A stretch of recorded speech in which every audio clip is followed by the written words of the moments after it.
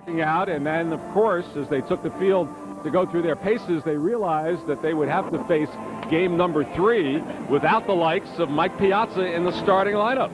They'll have to win it without their star catcher, Ray Ordonez, in the cage. But the Mets say they are confident and they are excited to be here. The last 2 weeks have felt like playoff games every game, but I am excited. I'm excited a lot for the city because I think the Met fans are really excited about it, and we as players are, because this is a stepping stone for us to get to the World Series, and that's ultimately where we want to be. The last day was unbelievable, the way the fans, kicked in and kept us energized. I mean, I know the New York fans are supposed to be the best, so they're going to be out there and ready to go, and hopefully they can put a little bit of intimidation and fear into the other team and keep us energized like they did the last series. I'm looking for that first pitch. I'm looking to see our fans enjoying the atmosphere, and I'm sure they will. It's been a long time coming. I mean, you're talking about 11 years, and to have the fans come back after this long stretch is going to be fun. And we've felt it the last couple of days here in the season, how they kind of got us going, but it's going to be totally different with the playoff atmosphere. I think we're pretty fired up, and we got a taste of that this Sunday game against the Pirates. Just the way the fans are really into it every pitch, and I believe it's only going to raise up of probably another 5 levels, decimals, when we get out there Friday night. And I'm joined now by Mets General Manager Steve Phillips. Well, we certainly didn't expect to walk on the field, look up at the scoreboard, and see batting 7th, number 7, Todd Pratt. A big surprise to all of us. Well, it is, and Mike has the injury. He's been really playing with it for about the last 10 days or so, and he had an injection in there to try to settle things down. Unfortunately, we can't get the inflammation out right now, so we're hopeful to get Mike back tomorrow, and we were confident Todd Pratt's going to do the job tonight. Well, not to get too medical, because neither of us are doctors, but it did strike me a bit reaction to the cortisone shot, and that is extremely rare, so it brings up the question, was that the proper course of treatment? Well, I think Mike's comments yesterday to the training staff or after the series in Arizona was that he couldn't hold the bat swinging, so they thought they're kind of cupped you in a rock in a hard place and thought the injection might do him some good. So right now they're trying like heck to get that inflammation out of there, and we're confident we'll have Mike back tomorrow. So you do think he'll be in action tomorrow? We're pretty confident he will be, yes. Well, Steve, what does this do to the club? It's not as if Pedro Martinez goes down. You saw how that affected Boston. How do you think this will affect the Mets? Well, I don't think it'll affect us as much as it might give the Diamondbacks a little bit of a boost, knowing Mike's not in the lineup. We've played very well with Todd Pratt in the lineup all year. He catches and throws extremely well, and he gives us a spark at times behind the plate. So we're a little bit lesser, but Tank's going to give us his best effort, no question about it.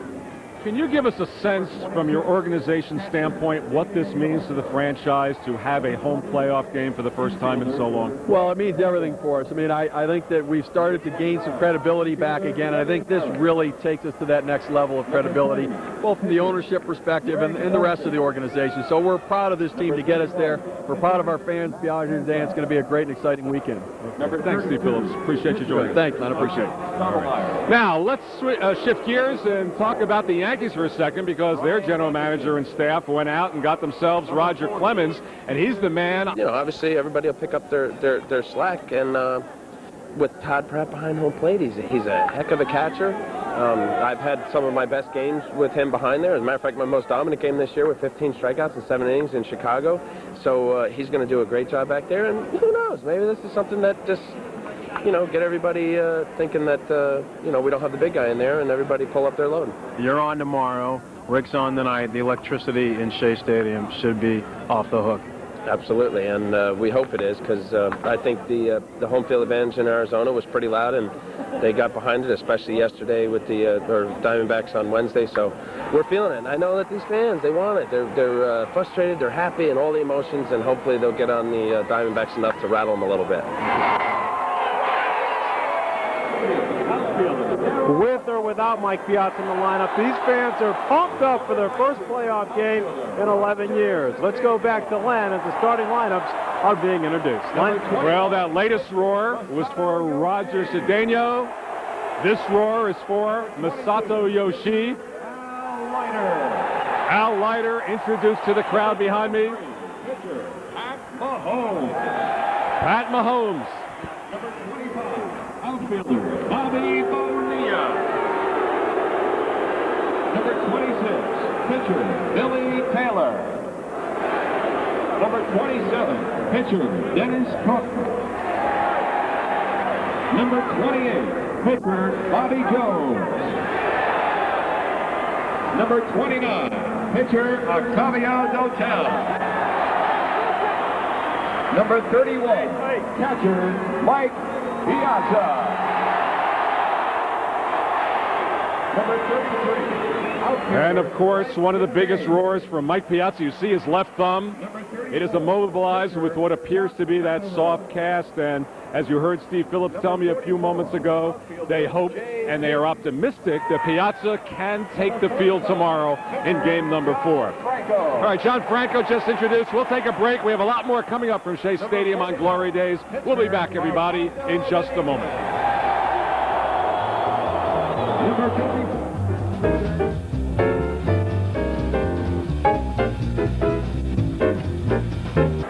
And welcome back to Shea Stadium. The Mets hope to do what the Yankees did last night. Let's go to Bruce Beck in Texas for a wrap-up of the Yankees' big win at the stadium last night.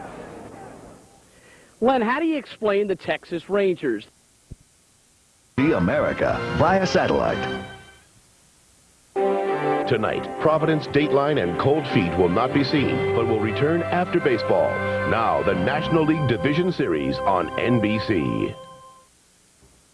It can come from out of nowhere, hit you when you're safe and warm. Take it easy, my star, your time is gonna come, your time is gonna come.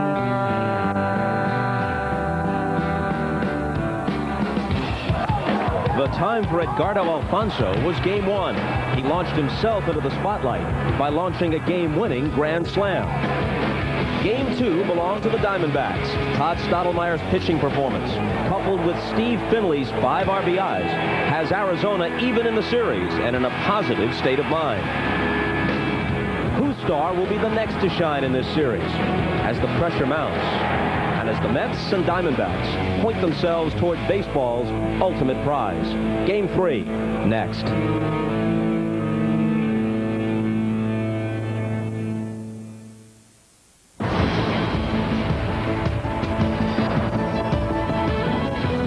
This is the Sun America NBC pregame show. The 1999 National League Division Series. Tonight, it's Game 3. The Arizona Diamondbacks versus the New York Mets.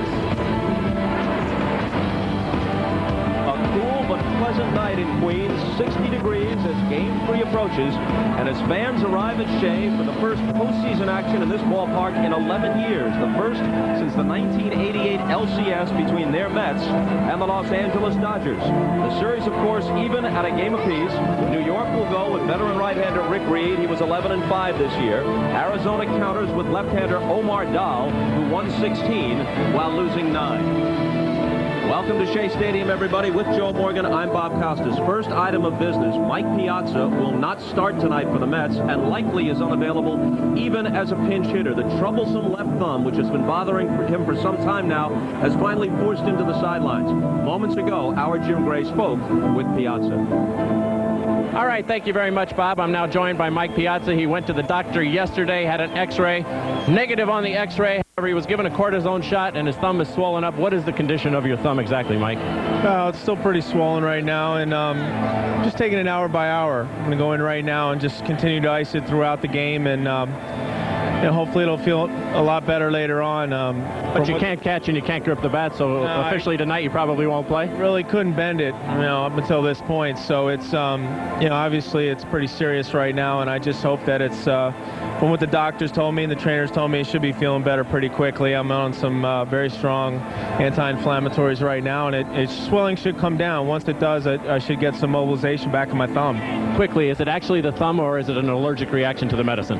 Yeah, I think it was probably both. I mean, I was able to play with it. It was very painful, but the reaction was very rare, and it wasn't predicted that it would happen. Obviously, it did, and we're just dealing with it right now. All right, Mike. We hope you feel better. Thank you. Still questionable for tomorrow, Bob. Back upstairs to you. Okay. Okay, Jim, thanks. Todd Pratt starts in Piazza's place tonight. A real roller coaster ride the last few weeks for New York. It wasn't long ago that you were saying they were baseball's best team. Well, that was before the Atlanta massacre, Bob, but they have had a real roller coaster ride. I felt they were the best at the time because they have speed at the top of the order featuring Ricky Henderson.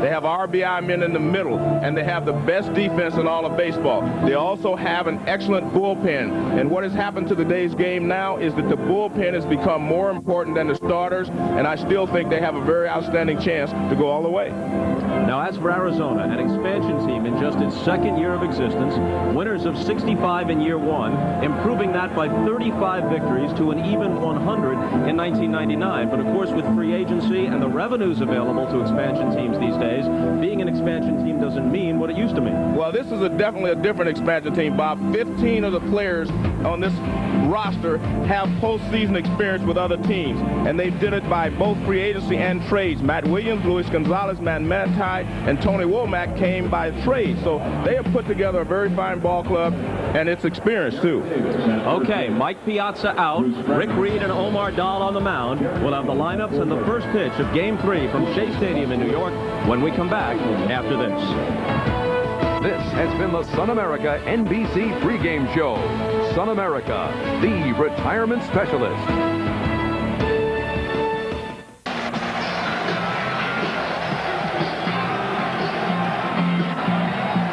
Just about ready to get things underway. Here's the Budweiser starting lineup for the Arizona Diamondbacks, who led the National League in runs scored and were second only to Colorado in home runs. They've taken to calling the ballpark in Arizona Coors Light.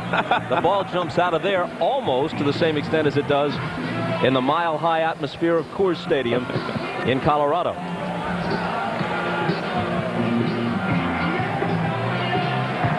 Rick Reed was 11-5. He actually had a better year last year. He made the All-Star team at 16-11, and he was a 13-game winner in 1997. He had 2 tours on the disabled list, if in fact you can tour the disabled list.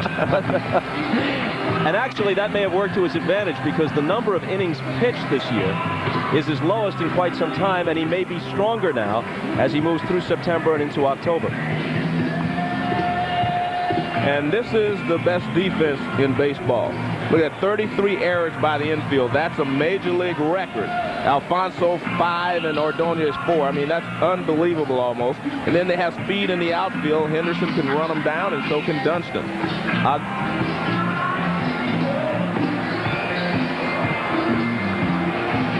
Baseball royalty in attendance, Sandy Koufax. There's something about the very name that still thrills you. What a presence he was on the mound.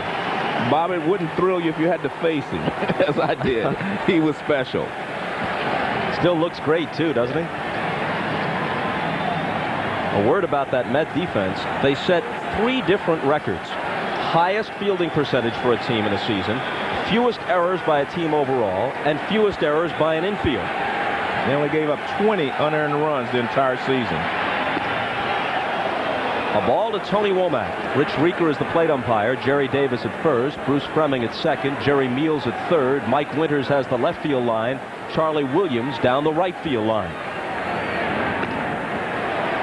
2-0 to Womack, who for the 3rd straight year led the National League in stolen bases. He swiped 72. Ventura in close at third. There's a strike. One of Rick Reed's strengths is his pinpoint control. He can hit the outside corner, the inside corner, uses both sides of the plate, changes speeds well, and a very good overhand curveball. Fastball in the air to center. Dunston a late break, now closing ground on it, and gets there. And you may see that a lot tonight. Dunston not being a normal center fielder. When they take a big swing, he may take a step back, but he usually overcomes the mistake with his speed. As you can see there, he was running really well coming in on that ball.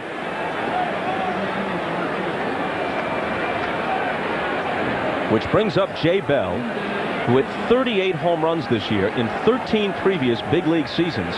His high was 21. Arizona agrees with him. Rick Reed throws the 4 basic pitches: fastball, curve, slider, changeup. None of them are exceptional. They're all pretty good, but he has good command. His control is outstanding. In fact, Mike Piazza, who normally catches him, calls him Greg Maddux light. That might be an overstatement, but you get the idea. Well, he pitches similar to Maddux. He uses his entire repertoire on just about every hitter. I mean, you do not see the same pitch 2 times in a row from him. And he's ahead of Bell, 1-2. Luis Gonzalez on deck.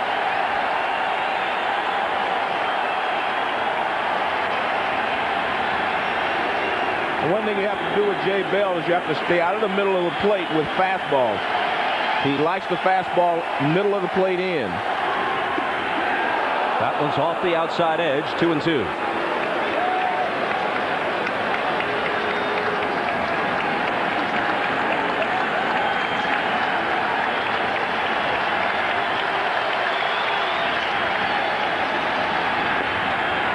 Just a bit inside, full count. This is Reed's 3rd start against Arizona this year. He's 0-2, an ERA upwards of 10. Both of his losses came to his opponent tonight, Omar Dahl. A drive to center. Dunston has it lined up. 2 gone. Good pitch there by Reed. He got the fastball. Looked like a little cut fastball over the outside part of the plate. And wasn't a lot that he could do with it. This is what you have to do to Jay Bell. Stay away from it. Watch this pitch. See where it is? Perfect pitch. So all he can do is extend out and hit a little fly ball to center field. But if you make mistakes, he will hit it over the wall. Rick Reed had a disastrous outing against the D-backs May 9th. He lasted an inning and a third and gave up 8 runs. A strike to Gonzalez, who was second in the league in hitting, but a distant second. His .336 was 43 points behind the Rockies' Larry Walker, who hit .379. And I don't think there's one way to pitch Gonzalez. He's a very good low ball hitter, so you try to stay up if you can, but he can hit the ball inside, outside. He hits all pitches very well. Foul toward the seats and out of play.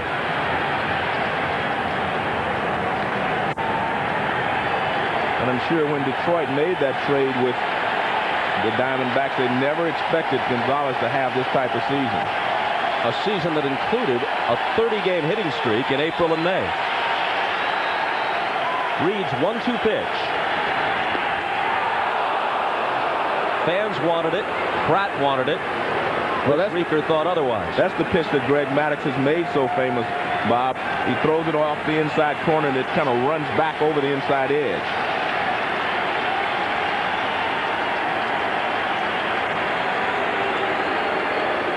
Todd Pratt, back of the plate, is playing for the first time since September 18th, when he went 2 for 5 against the Phillies. He's had only 2 at-bats since. Full count. In tonight, speaking of Pratt, in place of Mike Piazza. Now, the Diamondbacks will start another lefty, Brian Anderson, in the 1 o'clock afternoon game tomorrow. We don't know if Piazza can make it for that one. The payoff pitch. Line foul. And that's maybe a bad break for the Mets. If it was tomorrow night, he may have enough time to recuperate.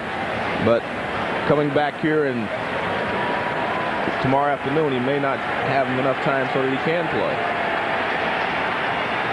Another 3-2 pitch. Foul to the screen. And you watch Gonzalez, he kind of drops his back shoulder every once in a while, Bob. That's why he's such a good low ball hitter. But sometimes when that ball gets up, he drops his back shoulder. Watch his back shoulder. See that? That's why he doesn't hit the high ball nearly as well as he does the low pitch.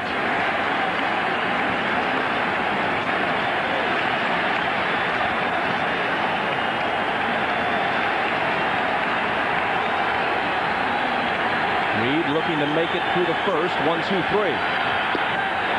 But he loses Gonzalez. That took a good eye by Gonzalez there. That ball moved back toward the inside part of the plate. And now he'll have to deal with Matt Williams. Watch this pitch. I mean, it starts inside, but watch the movement.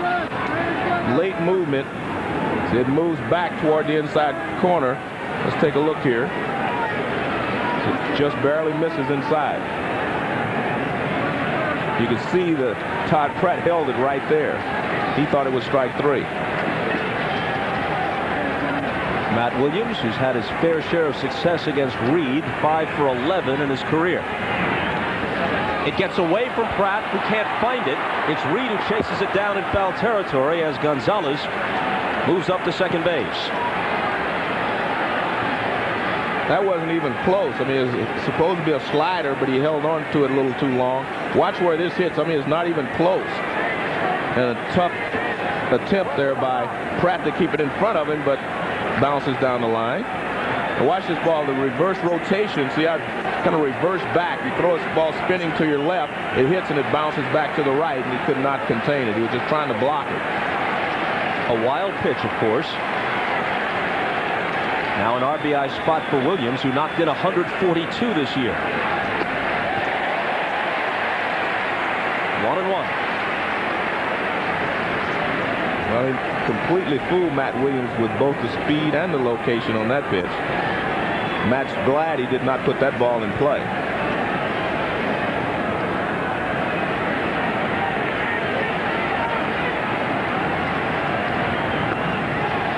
Fastball just off the inside corner. Well, we see him using both sides of the plate, inside and outside, and he needs to be able to spot it just a little bit better. He's missing by a couple of inches, but that's all it takes. And his 2-1 pitch. A broken bat rolling to short. Ordonez scoops it up and throws it out. Just about automatic when you hit it his way. To the bottom of the first at Shea, no score. Okay, Louie, take it away. Take me out. The Budweiser starting lineup for the Mets. Edgardo Alfonzo had a weak September. He hit only .207 in September, but as soon as the calendar turned a page, he went on a rampage. 8 for his last 21, with 3 home runs this week. 1 in the wild card playoff game win at Cincinnati, and then 2, including a grand slam in game 1 of this series in Arizona. And Bob, with Omar Dahl, he has to establish his fastball inside to these right-handed hitters. He doesn't want to get them out with a fastball, but he has to keep them honest. He throws a changeup and a curveball. Those are his out pitches. But these right-handers will lean out over the plate if he doesn't establish that he will use his fastball inside. Now here's the defense behind him. Look at this. The outfielders ranking in the top 5 in all of their positions. Gonzalez, Finley, and Womack in right field. And remember, this is the first year Womack ever played right field. So he did a pretty good job out there. Andy Fox, the former Yankee, getting the start at shortstop for Arizona, replacing Hanley Frias, who had been the starter for the first 2 games. Ricky Henderson. As soon as the spotlight shines brightly, Ricky decides to turn it up. He had not stolen a base in the last 14 games of the regular season. Fouled away, a ball and a strike, and in fact had only 10 steals in the season's second half. He stole 5 in the first 2 games in Arizona. Well, if you're the Mets next year, you tell them postseason starts opening day. Pretty hard to convince Ricky of anything he doesn't want to be convinced of. Even though he was hitless in game 1, he drew a couple of walks. He is, of course, among the all-time leaders in bases on balls. 2-2. And watch Omar Dahl. He throws his head at you, his shoulders. He throws a lot of body at you, and then the ball follows. And that's why his changeup and his slow curveball is so effective. He's 27 years old, 6'3", 175, from Venezuela. Bouncing ball left side. Williams coming on in a hurry. Throws on the run and gets it. The second baseman. That was a far more difficult play than it appeared. The thing that makes this play work, as we see Omar Dahl, this is what I'm talking about. Gives your body, arm, now then there's the speed, the slowness, gets Ricky out in front. But the key to this play was Matt Williams got a great break on it. He was really charging quickly and had plenty of time to throw Ricky out once he made the catch. Does Matt Williams win his 5th Gold Glove this year, or does the Mets' Robin Ventura take his 6th? They would be the leading candidates at third base. Could be interesting. Could be the entire middle of the Mets infield, Alfonso and Ordonez, and maybe Ventura could all win a Gold Glove. Strike 1 to Alfonso. Fastball inside, just you were talking about. That's what he's going to have to do. He's going to have to keep these guys honest. And I'm not so sure that they're not going to come inside quite often to Alfonso just to get him to think about it. These two face each other all the time in winter ball in Venezuela. 2 balls and a strike as the fastball is high. Talking to Buck Showalter about postseason pressure, he said you have to remember, with Latin American players, in winter ball and the Caribbean series, whatever it may be, that means everything in their nation. So even though this guy hasn't pitched in the postseason in the major leagues, he has pitched in pressure situations. Yeah, pitching for your country is a little more important than pitching just for a base for your team here in the States. That was that great changeup that he throws, and Edgardo hit it off the end of the bat. And the 2-2 pitch. A high fly ball to left, and Gonzalez is camped under it.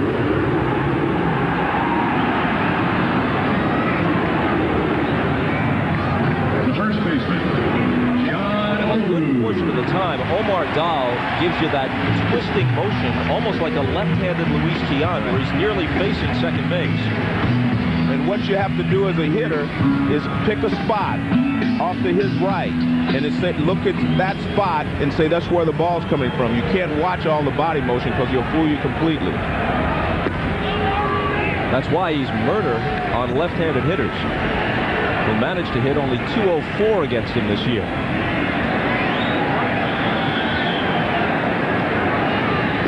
On the other hand, the same thing is true of Randy Johnson, and Olerud and Ventura had success against him in Game 1.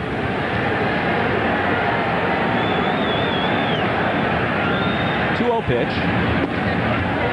inside. Let's take a look at Omar Dahl's motion. I'll tell you what you do. You can't watch all this. You have to look out here and see where he's going to release the ball from. Right out there. This is where you look. Otherwise, he'll fool you with every pitch. Do not look at the back of his uniform. Don't read his name across the back. Look off to the right and pick the ball up out of that motion. Here's the 3-1. Fly ball center field. Finley will complete a 1-2-3 first. 1 inning in the books. Game 3 at Shea. No score. Diamondbacks and Mets. Midas. And by the irresistible taste that makes you say, did somebody say McDonald's?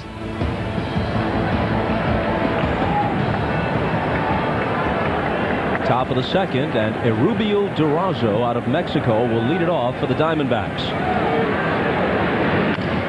Broken bat roller toward Olerud, covering his read, and on one pitch, Durazo is gone. As always in the postseason, our aerial views are courtesy of the Goodyear Tire and Rubber Company. Overhead is Goodyear's blimp stars and stripes out of Pompano Beach, Florida.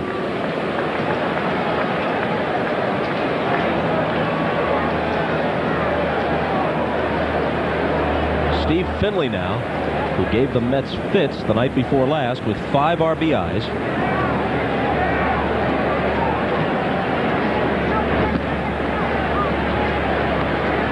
Came to the D-backs as a free agent, and his power numbers exploded from 14 homers to 34 and 103 RBIs. Well, the Bob's a good place for a power hitter to play. And there's an example of what Finley does. He tries to pull everything, so you have to try to stay away from him.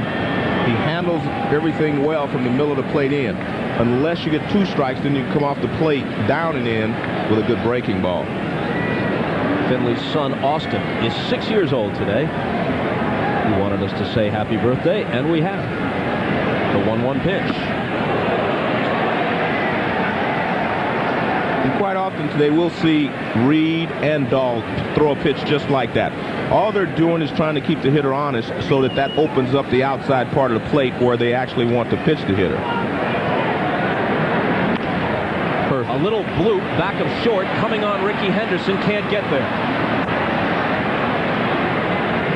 Well, the pitcher did exactly what he wanted to do. He went inside, and then he tailed the ball away outside, and Finley just got enough of it for a base hit. But he knows that Finley's not going to hurt him if he moves the ball away. He just came off the fastball up and in, and look at this. See the ball run away, hits him right off the end of the bat, but he doesn't get enough wood on it to stay up in time for Ricky to get it. So Reed did what he wanted, and Finley got a little lucky there. one-out single, the game's first hit.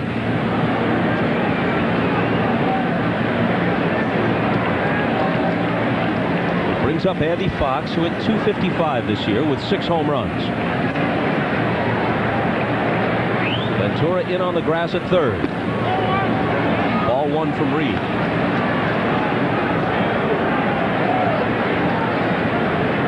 Brian Butterfield is the Arizona Diamondbacks coach at third, flashing signs toward Fox. Dwayne Murphy on the lines at first.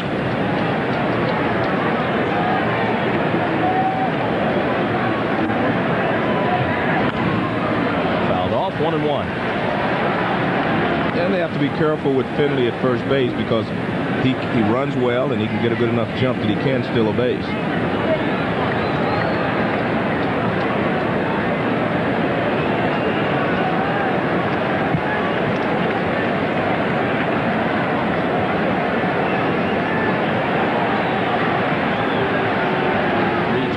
Pitch, a called strike.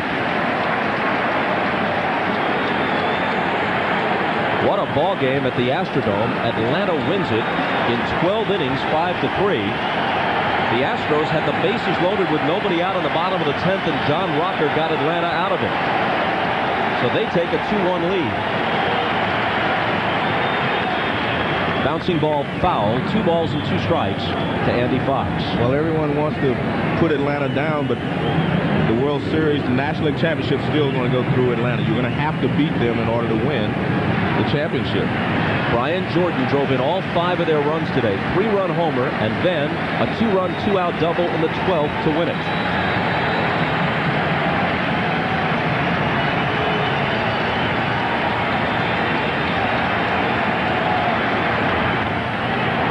Fox with a defensive swing manages a foul ball and hangs in at 1-2. Last Saturday, Rick Reed pitched, all things considered, the best game of his career in a huge spot.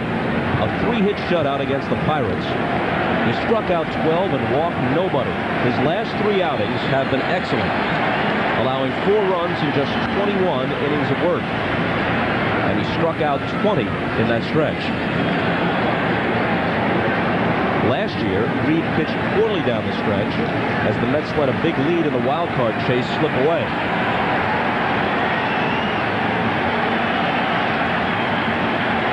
There goes the runner on 1-2. Reed has it, looks towards second, and takes the safe out at first. So Finley in scoring position with 2 out for the catcher, Kelly Stinnett. Good job by Finley. He picked the right pitch. And he had a pretty good jump, actually. But with 2 strikes, Andy Fox had to swing. So that's a pretty good jump. And now he gets himself in the scoring position. Stinnett hit just .232, but he has occasional power. 14 home runs. Ordonez, who concluded the regular season with a string of 100 perilous games. He last hit one on June 13th. He hit it his way. You know you're done. There's MasterCard, the card at the heart of Major League Baseball. I'm on an all-night flight when suddenly, terrible heartburn. The guy in the next seat says, "Here, try this, Zantac 75. Thanks, I say. You know, maybe I ought to see a doctor about this heartburn. He says, you just did. The medicine in Zantac 75 is the #1 doctor-prescribed acid reducer. It relieves even your toughest heartburn, controlling acid for up to 12 hours. Thanks, doctor, wherever you are. Zantac 75 for tough heartburn. Doctors know. Excuse me, what are you doing? I'm calling long distance with one of those 1010 numbers. Makes you crazy. Oh, it's crazy. It's not. It'll make you nuts. But with the new AT&T one-rate 7-cent plan, calls are just 7 cents a minute. Yeah, but you can only call at certain times, right? 7 cents a minute all day, every day. 24 hours a day, 7 days a week? That's simple. Yes, it is. So I don't have to use those 1010 numbers ever again? No, you don't. All day, every day. Call 1-800-41-RATE to enroll. Excuse me, what are you doing? When Ray Ordonez first came up, he messed up a lot of routine plays. He made a lot of great plays, but now he makes the routine play as well. Now watch this. The reason is his body position. He stays down on the ball and makes the play perfectly. You see he kept his head down and the lower part of his body down.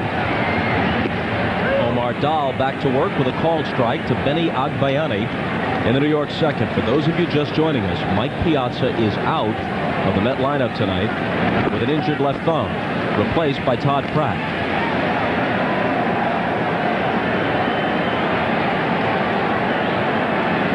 Heavily bandaged, obviously. They don't know if he can play tomorrow. Agbayani goes the opposite way. A leadoff single, the Mets' first hit.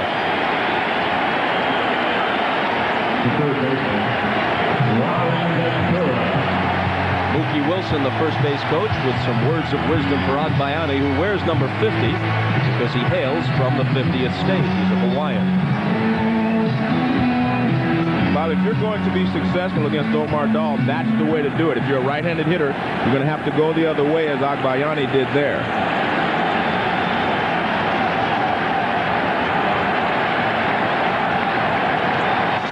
Here's Robin Ventura. Taking ball one. Dahl has a pretty good crossfire when he pitches to a left-hander. He steps toward first base a little bit more, and he comes right across, gives him a better angle.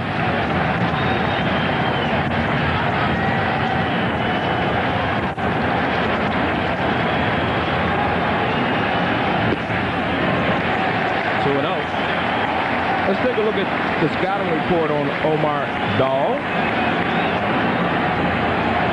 He throws a lot of breaking balls. His fastball tails away from the right-hander. He must spot his changeup. And the third thing is he must get the fastball in off the plate on the right-handed hitter. And it's 2-0 to Ventura. Misses. Dahl had 3 starts this year against the Mets. 2-1 against him. ERA 3.86. Well, he's very upset now, Bob. He thought that pitch was strike. Should have been called a strike. Instead, he's behind Ventura 3-0. Agbayani away from first with nobody out. On 4 pitches, Ventura draws a walk. Well, what happened here is he thought he had thrown at least 2 strikes out of the 4 pitches. Let's take a look at the first pitch. He wants to know what's wrong with that one. That one is low. Now watch this one. This is one he really liked. And the fourth one is up high. And I think they're having a meeting at the mound. So you see, that's what a good infielder will do. Jay Bell went in to make sure he wasn't too upset. He said, look, calm down. We know you're upset with the umpire, but don't let it carry over. Off what I've seen early, the plate ump, Rich Rieker, isn't giving anybody any breaks, be it Reed or Dahl. He's calling a very tight strike zone.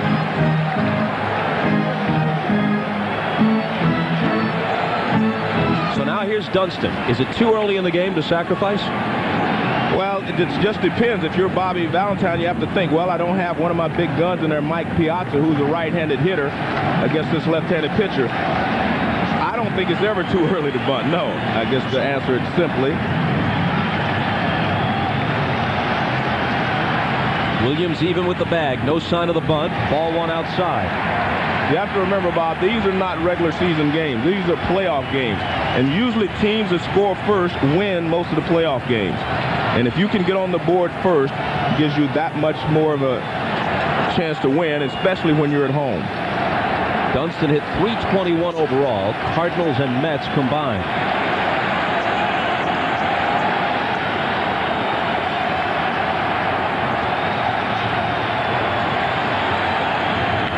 Breaking ball hit to short. Up into this box to Bell for 1, on to first, and they turn the 6-4-3 with Agbayani moving to third, but with 2 out. The catcher. Well, Dunston hit the ball hard, but he hit it right at the shortstop.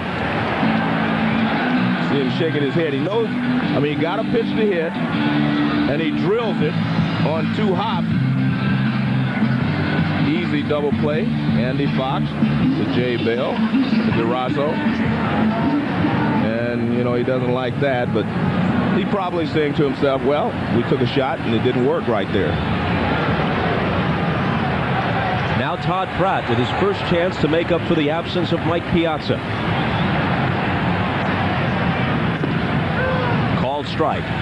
Pratt, in 140 at-bats this year, hit .293 with 3 home runs. He had a small taste of postseason action as a backup with the Phillies in '93 when they went to the World Series. He had one at-bat in the LCS against the Braves. Didn't appear in the series against Toronto. And Dahl gets ahead of him 0-2.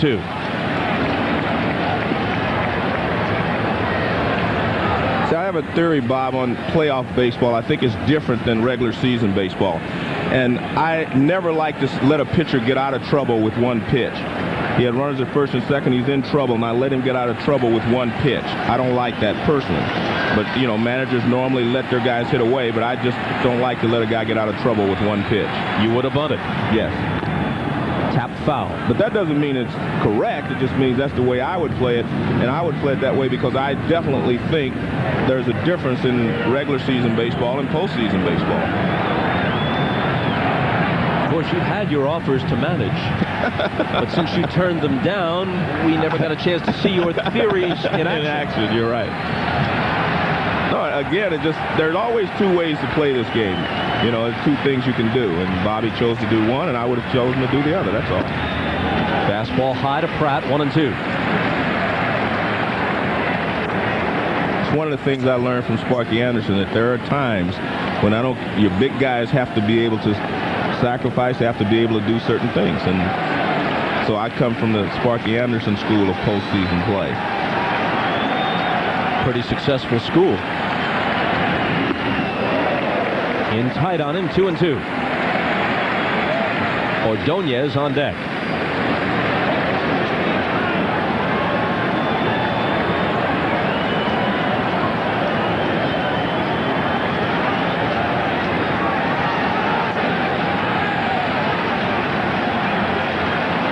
Agbayani inching away from third.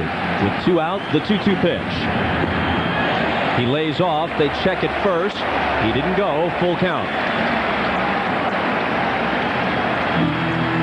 Well, let's take a look and see. Watch the barrel head of the bat. No, he didn't even start it. That was definitely a check swing. So Dahl had Pratt in an 0-2 hole. Now he's worked the count full.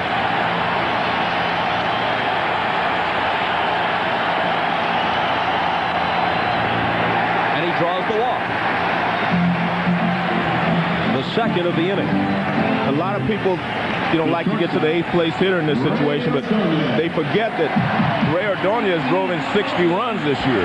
That's a lot of RBIs for a guy hitting in the 8th spot in any batting order. Ordonez, always a defensive whiz, has gradually improved his hitting. Not that he's a great hitter, but he's no longer an automatic out. Yeah, but you hit 258 and driving 60 runs. It means you had a lot of key base hits with runners in scoring position. And the reason for that is he started hitting everything back through the middle when he had runners in scoring position, and that really helped him.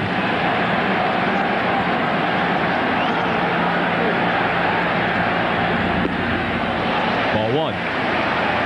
Ordonez, as you may know, is from Cuba. Played for Cuba in the World University Games in Buffalo in 1993 and defected immediately after that tournament. Bob, I was in Cuba at the beginning of the year, and they said that he was the third best shortstop over there. And I laughed at him. I'd say, there aren't two shortstops in the whole world as good as this guy, let alone on one little island.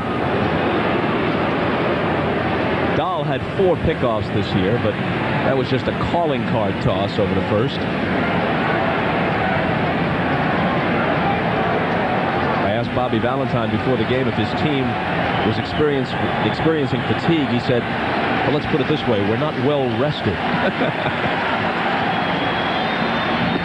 He said, I don't know if we're tired, but we're definitely not rested.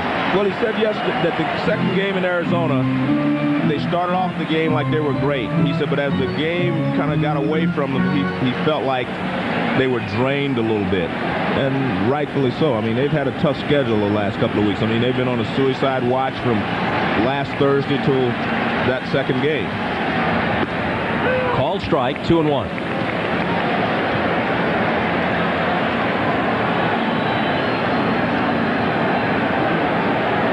Dunston, Henderson, Alfonso among others. Omar Dahl, 16-game winner this year. Quick snap throw to first, and Pratt dives back.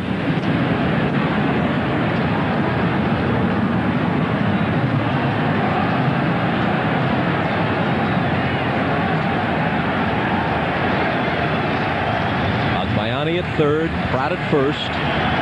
2 down, no score, bottom of the second. And the 2-1 pitch. Hit toward the hole and through. The Mets are in front.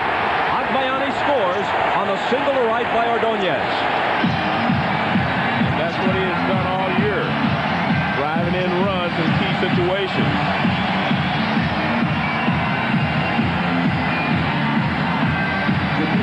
When you have a guy hitting 8 and he drives 60 runs, it's really like driving in 85 or 90, hitting in other spots. There's the curveball, and he goes back through the middle most of the time and the other way, and he does a good job of going the other way with this. Breaking ball, he didn't try to pull it. Jay Bell was probably leaning up the middle because it was slow breaking ball, but he goes the other way perfectly. Now the pitcher, Reed, who's a good hitter, 244 this year. Way high and outside. Reed didn't connect for one this season, but he has a couple of home runs in his career.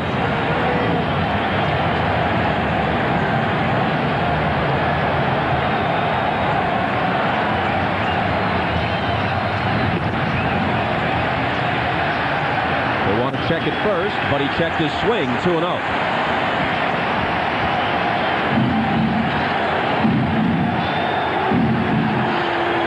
Definitely a check swing again.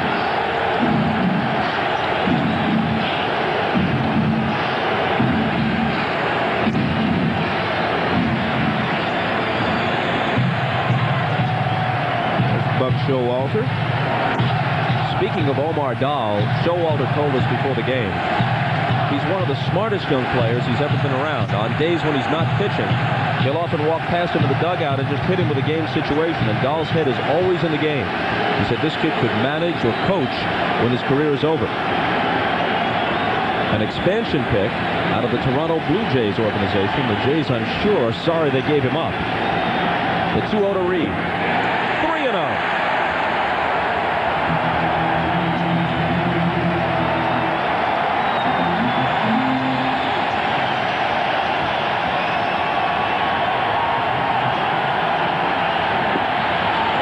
Strike one. Dahl normally does not have trouble with his control.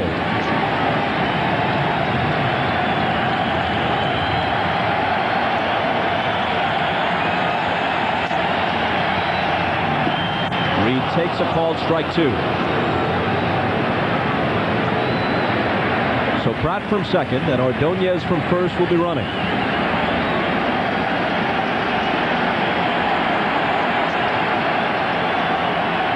There they go, and here it comes. Got him. A called third strike finishes the New York second, but they take a 1-0 lead.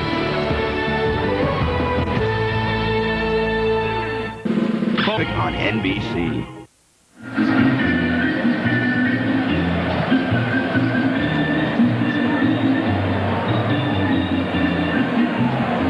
On to the third at Shea Stadium.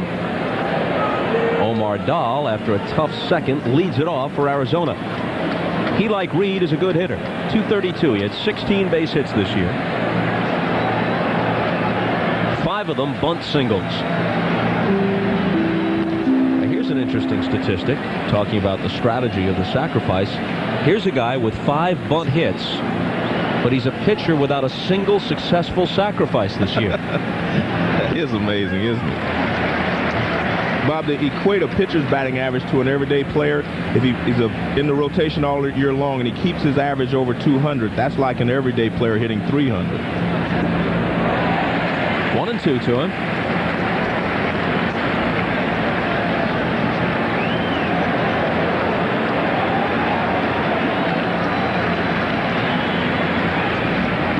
And Reed finishes him off. First strikeout for Rick Reed, the former replacement player who, like the handful of replacement players who stuck after the strike, faced more than his share of resentment. A lot of players wouldn't talk to him, gave him the cold shoulder, but he proved himself. winning 13 games 2 years ago, making the All-Star team with 16 victories in 1998, and obviously now an accepted part of this Met team. And I think John Franco said it best, Bob. He said at first they didn't accept him, but now he's part of the team because he's earned his way on the team. A strike to Womack. The reason a lot of players didn't like replacement players was their feeling that they were given a spot. They didn't really earn a spot. And he proved that he could play here, so they enjoyed having him on the team. 0-2. Ventura was way in on the grass, now moves back at third with a 2-strike count on Womack. Jay Bell will be next. Look at that target.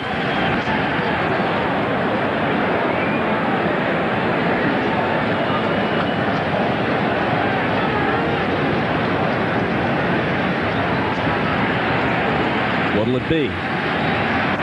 The 1-2 rolled foul.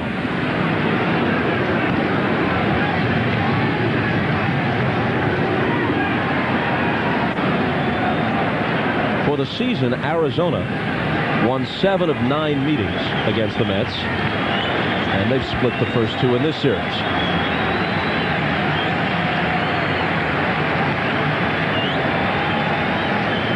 Arizona won 100 ball games. I mean, that is quite an accomplishment. And Womack spoils the 1-2 pitch. Well, on July 20th, the Diamondbacks were only 4 games over 500.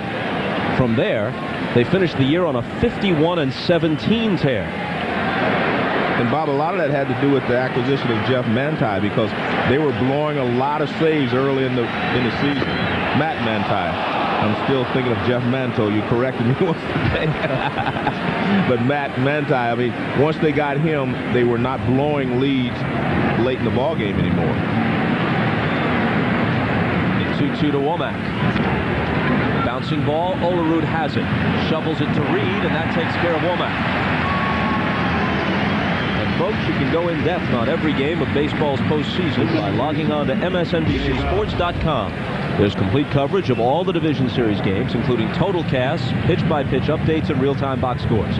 Plus, check out exclusive analysis from the Reds' Barry Larkin on the Astros, Braves, and Mets Diamondbacks matchups. MSNBCSports.com, the official website of NBC Sports.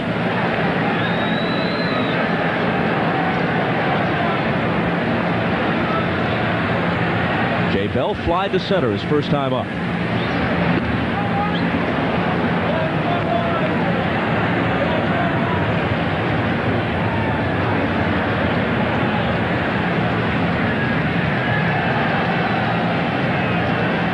Reed's 1-0 pitch.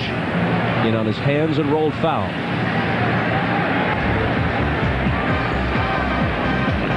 Look at these numbers. As a third baseman, he hit 21 home runs. As a shortstop, he hit 20 and 21.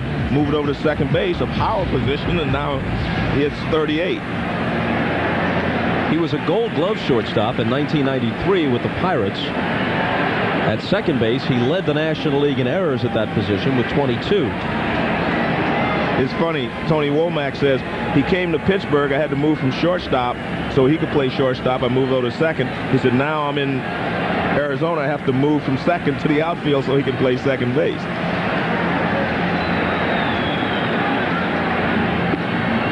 Called strike, 1-2. But as Buck Showalter said, those were the 2 key moves of his ball club.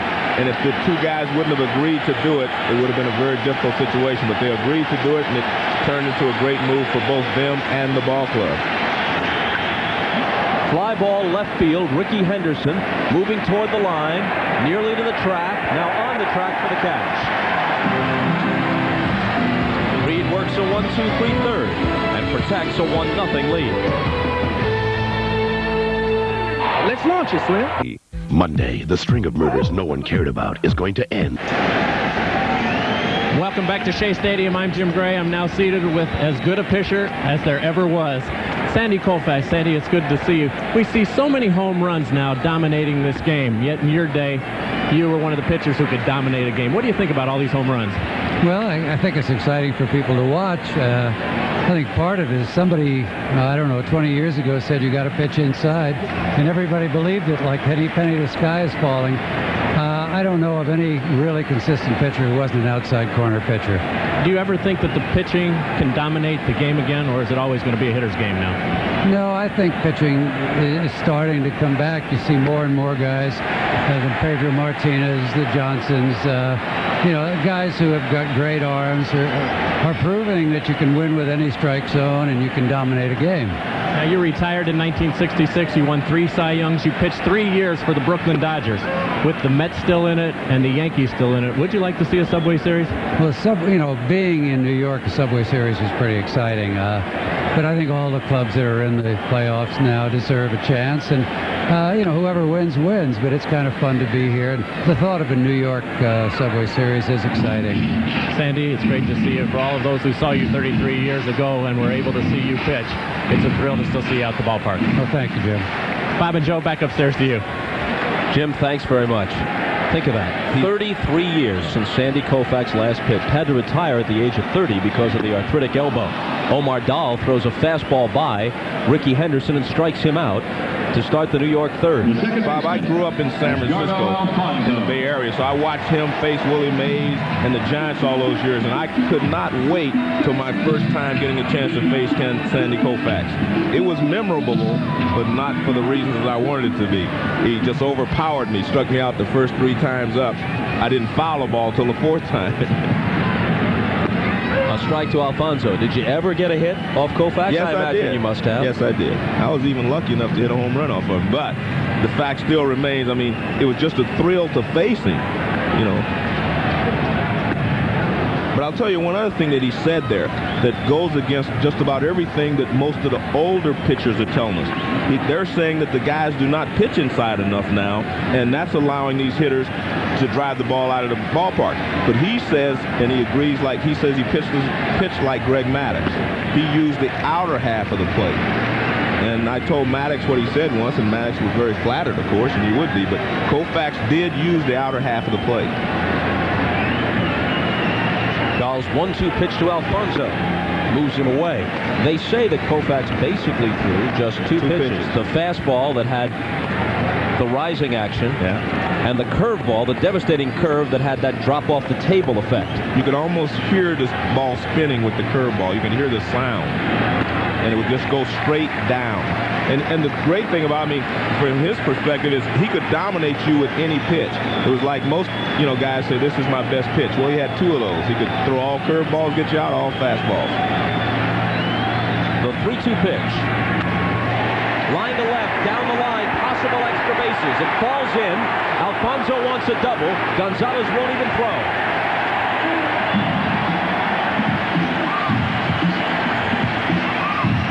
In the first inning, Alfonso just missed the curveball.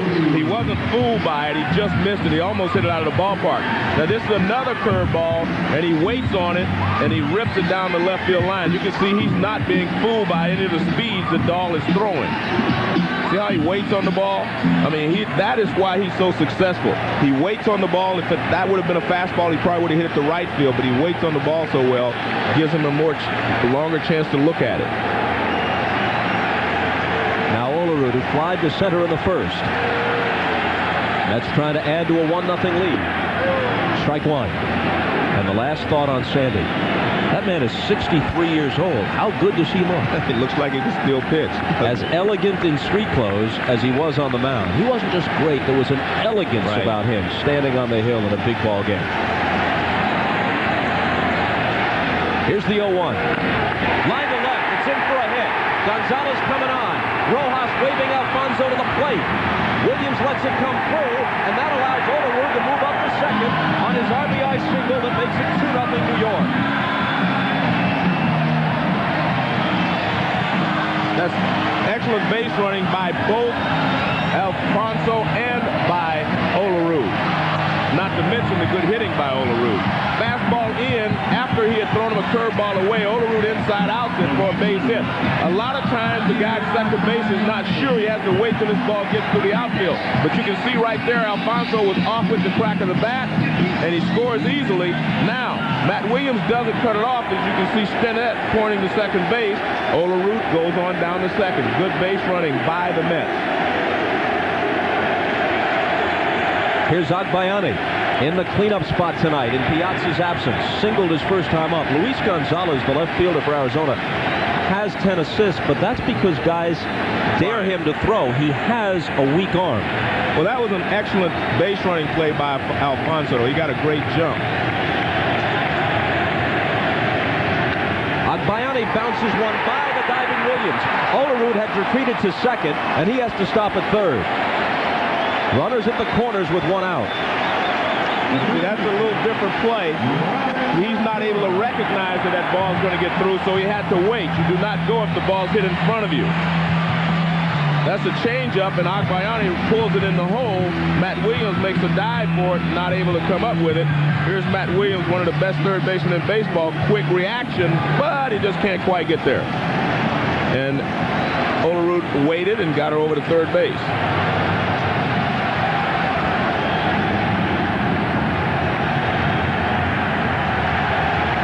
Ventura had a walk his first time. Sean Dunston on deck. Durazo has it. He gets one on the first, over the head of Dahl, and Olerud scores.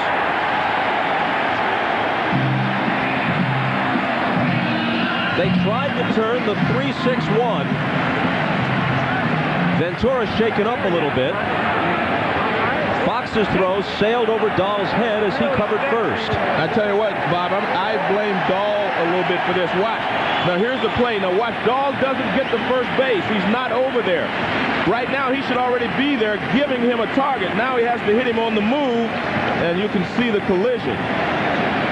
Right now, Dahl should be running to first base. Andy Fox would be able to hit him. Now he has to try to hit him on the move. No chance. Center fielder, Sean Dunston. So score the play 3-6, then E6 on the throw. But since you can't assume the double play, Ventura gets an RBI. And it's 3-0 New York.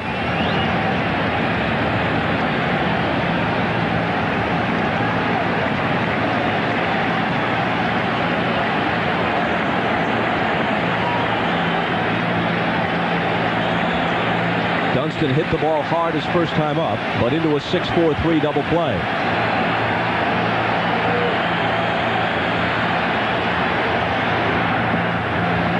Ball one.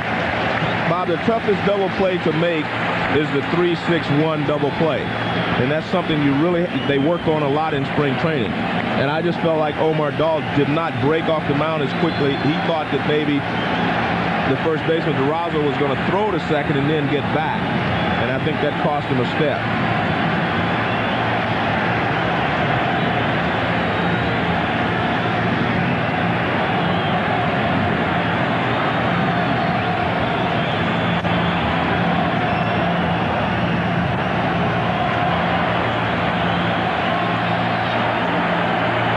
The 1-0 pitch to Dunston.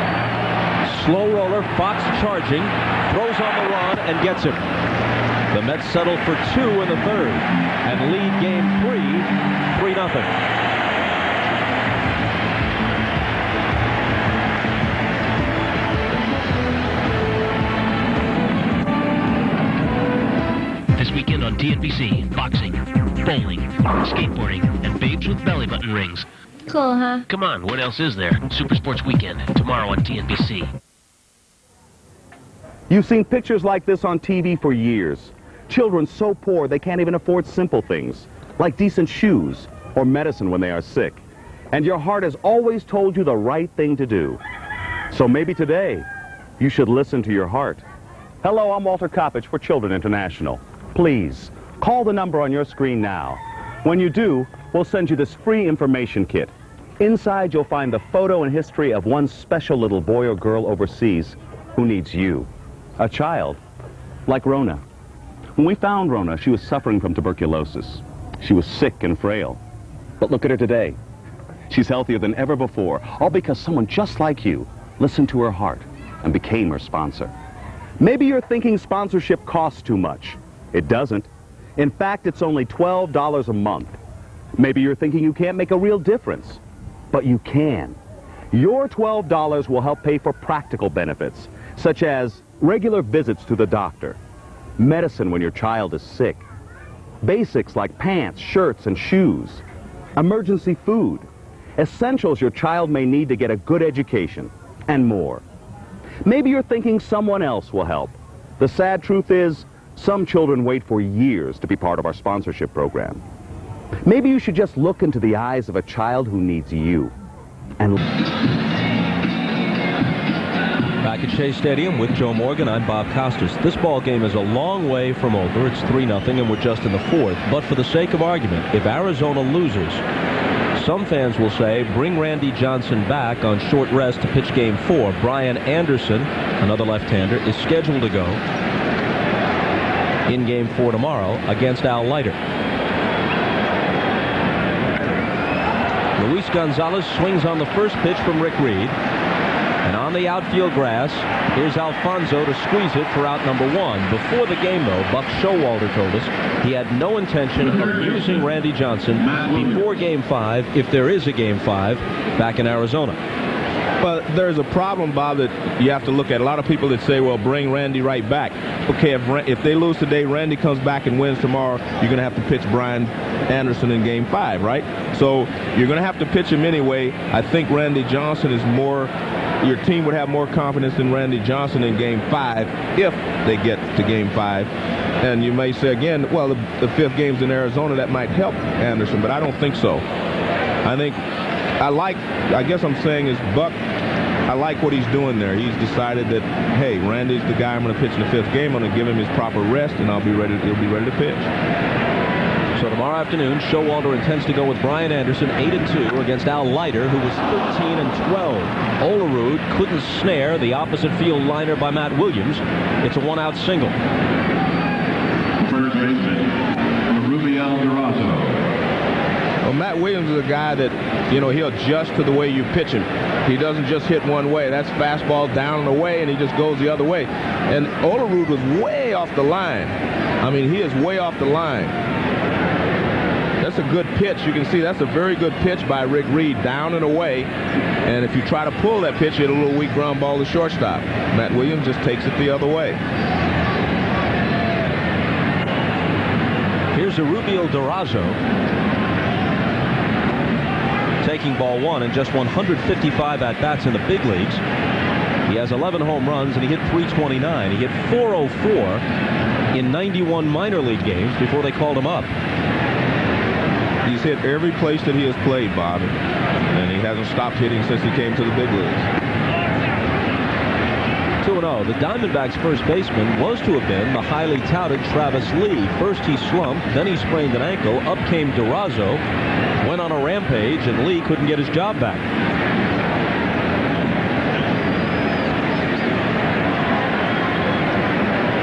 Reed's 2-0 pitch. Misses. 3-0.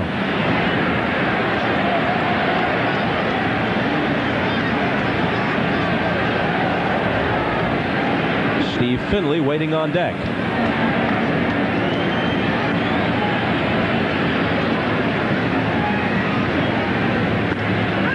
Durazo takes a strike.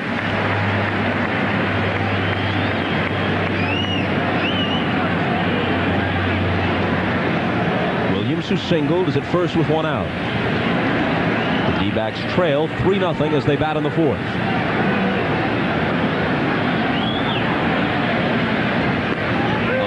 Strike 2. Talking to Showalter about Durazo, Buck said, I've stopped talking to him. I'm afraid I'll snap him out of this trance he's in. I don't even say hello. Now, you don't want to wake him up and let him realize that he's not supposed to be hitting as well as he has since he's been to the big league.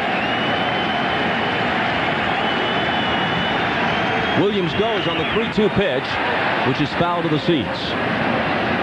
That's something I like right there. You know, putting your runners in motion. Do not stop playing the game. You're in a situation, you're down 3 runs. A lot of guys say, hey, we got to wait and, you know, don't waste our outs on the base pass and hope for a 2-run homer or hope for a 3-run homer. No, you're early in the ball game. If you can get 1 run back here, 1 later on, I mean, you have plenty of time. So you just play the game the way that you've been playing it all year. And there is a risk. If he strikes out and throws him out, you're out of the inning, or if he hits a line drive. But I think you have to take those chances when you're down, and especially when you're on the road. He goes again, and it's ball 4. Second walk given up by Reed. The center fielder. Baseball tomorrow. ESPN 2 has Game 4 of this series. At the same time, ESPN has Game 4 of the Braves and Astros. Atlanta now in front 2-1 after a 12-inning win at the Astrodome earlier today. Fox at 4 o'clock has the Indians and Red Sox from Fenway. We take a flight to Texas and do Game 3 of the Yankees and Rangers on NBC at 7:30 Eastern Time tomorrow. Full slate of baseball. A lot of lawns will go unmowed tomorrow. Steve Finley. He singled his first time up. And even though Reed walked Durazo, he was only missing just a little bit. And the first pitch to Finley, just a little bit out of the strike zone. He's trying to make sure he stays away from these hitters' power. Hit hard, Olerud has it. To Ordonez 1. He'll hold the ball and take no chances. Reed was covering at first. They settle for the force. That's the second out. Runners at first and third. But you can see the difference in what I was talking about. Rick Reed gets over there quickly. Now watch how quickly Reed is there as compared to Dahl in the last inning. Nice play there by Olerud. See, you can see Reed, he's already on his way. He is there in time, but Finley runs well, so there was no chance for the double play. By contrast, in the last inning, Ventura has a bad foot, so he's not running that well. And if Dahl would have gotten over there, I think they would have been able to, they would have given a shortstop a target. Here's Andy Fox, who grounded out his first time up. Ball 1 to him.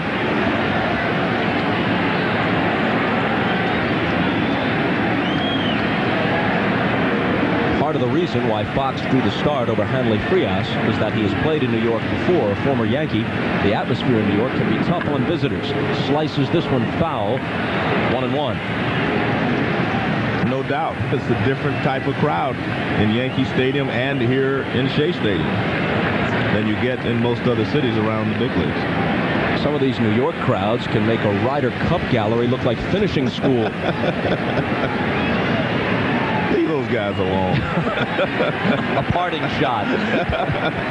Was exciting, though, wasn't it? Yes, it was. There goes the runner from first, and Fox lofts one foul. See, Buck Showalter is just playing the game right here. Finley's a good base runner, so he's going to let him steal second. That is not a hit and run right there. That's just, he's going to steal second base. If Fox gets a good pitch to hit, go ahead and hit it. But if he takes it, he's hoping that Finley will steal second base.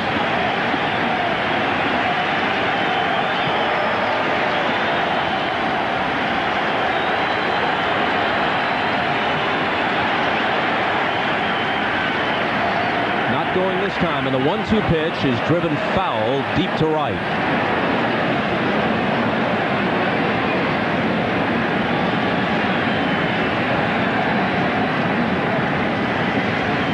Showalter took the Yankees as the wild card. The first postseason that included the wild card to the playoffs in '95. They lost a thrilling 5-game set against the Mariners. Back in the playoffs in the National League in just year 2 in Arizona. Not going, 1-2 pitch, slice to left. Ricky Henderson on the move, stumbles a bit, lands untouched in foul ground.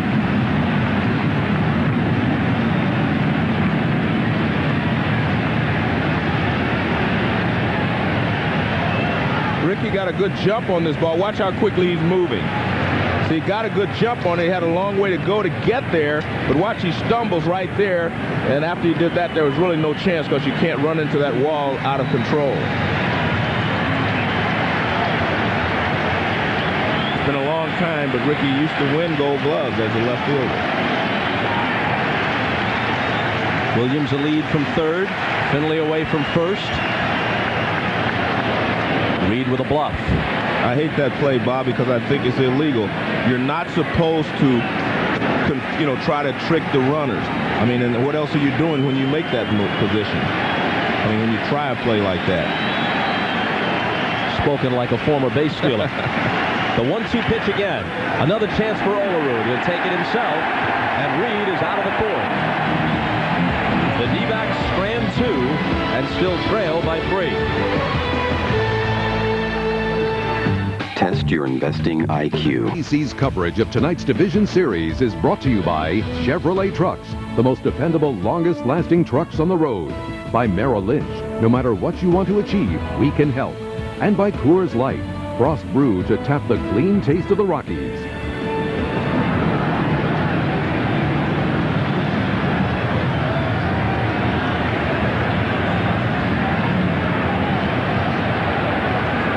Ricky Henderson giving the trainer a bit of a rub down, returning the favor.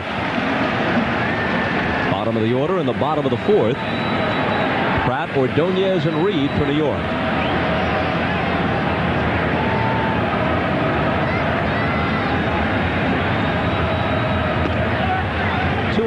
You might wonder, especially with left-handed pitchers at such a premium all around baseball, how could the Toronto Blue Jays not have protected Omar Dahl? How could he have gone in the expansion draft to the Diamondbacks? The reason might have been this. On the 2-0 pitch, he misses outside. He doesn't have an overpowering fastball, and early in his career he was regarded as a situational reliever, a guy who comes in and pitches to 1 or 2 left-handed batters. And Toronto might have figured that Arizona wouldn't waste a pick on a guy who couldn't eat up innings for them. There's a called strike, but actually they had scouted him in Venezuela in winter ball, where he was a starter. He had never been a starter in the major leagues. Their idea was to convert him into a starter. That's what they have done with him, and he's been very effective. Pratt fouls it off, 3-2. But that was pretty good logic on the part of Toronto, too, as you mentioned. I mean, normally when you're an expansion team, you want guys with good arms who can eat up some innings for you. And in Arizona's case, they said they wanted guys not only that could eat up innings, but they wanted guys with good arms so they could make trades to help their ball club, and they've been able to do that. His 3-2 pitch is fouled to the seats and right again. They used some of the guys that they acquired in the draft to trade for, like Matt Manti. They used some to trade for Matt Williams. They used those guys to be, they wanted guys that were tradable, and they got some, and they've used them wisely. Dahl is 27 years old. This is his 7th year in the major leagues. And another foul back. Dahl began with the Dodgers, went to the Expos, then the Blue Jays, and has flourished in Arizona. Well, my first, when I first noticed him was when he was with the Dodgers, because he could get Barry Bonds out. I mean, Barry Bonds had trouble hitting Omar Dahl. He still does, but I mean, that's when I really knew that he was a pretty good pitcher. And he fans Pratt to start the fourth, which brings up Ordonez, who in his lone at bat singled in the game's first run, going to the opposite field in the second inning. And when a guy hits 8th in the order and he drives in runs for you, and he plays such a great shortstop, he's almost an untouchable player on your ball club.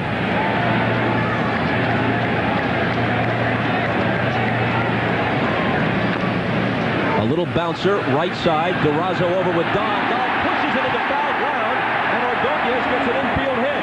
He touched it in fair territory and botched the play. Well, he was trying to get to it before it would roll foul, and he was off balance when he got there.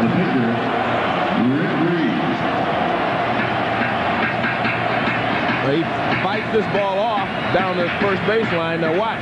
He thinks the ball's going to go foul, so he tries to get to it before that. And he hits it with the tip of his glove and knocks it into foul territory. So he's trying to get there quickly, and he just doesn't quite open his glove wide enough. If he fields it, it's a simple tag play. Right. But watch his glove. He doesn't. He hits right off the thumb of his glove. So now Reed with a chance to help himself. Williams inching in at third.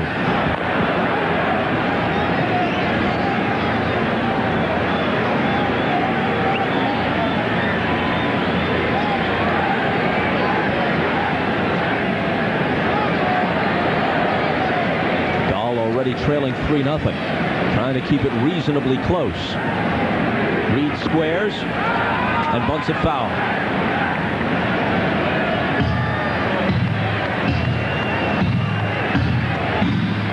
Let's take a look here. Reed bunts it, and then it bounces up and hits his glove. Watch this. He puts his bat out in front. He bounces it. It hits the plate and bounces up, hits his glove. It's a foul ball because he was still in the batter's box. If he does that when he's out of the batter's box, he's out. Reed has 8 sacrifice bunts this year, so he can help himself with the lumber. A .244 hitter and a good bunter in situations like this. Cookie Rojas, former big league manager, one-time Philly second baseman. Now the Met coach at third, flashing the signs to Reed. Ordonez leading away from first with 1 out. Still looking to bunt, but first the throw chases Ordonez back.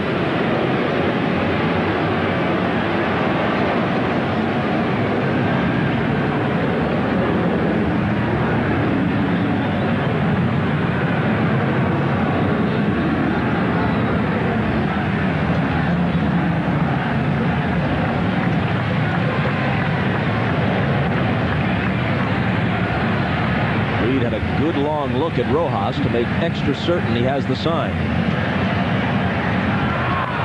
he doesn't show bunt right there, and I think that's the reason that Omar Dahl decided to throw to first base, thinking that maybe they had changed the sign, and now they start all over again. Because they may have had a hit and run on because that's why it took him so long to look down there. And he didn't indicate that he was bunting, but I think they would put the bunt back on now. No sign of it. He swings and misses. Well, I didn't think that they were doing it before, but I thought since they caught him that they would go ahead and force him to bunt. He did not square around when Dahl threw to first base.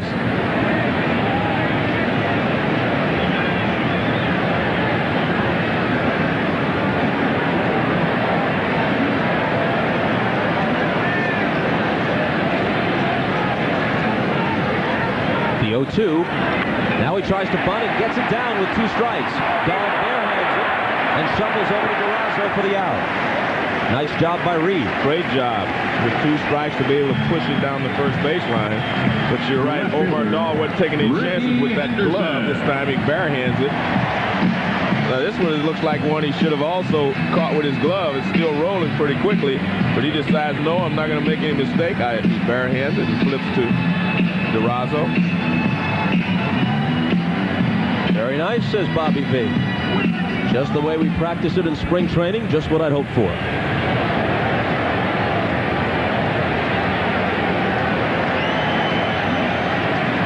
So Henderson in a 2-out RBI spot. He's grounded out and struck out. Breaking ball on the outside corner for a strike.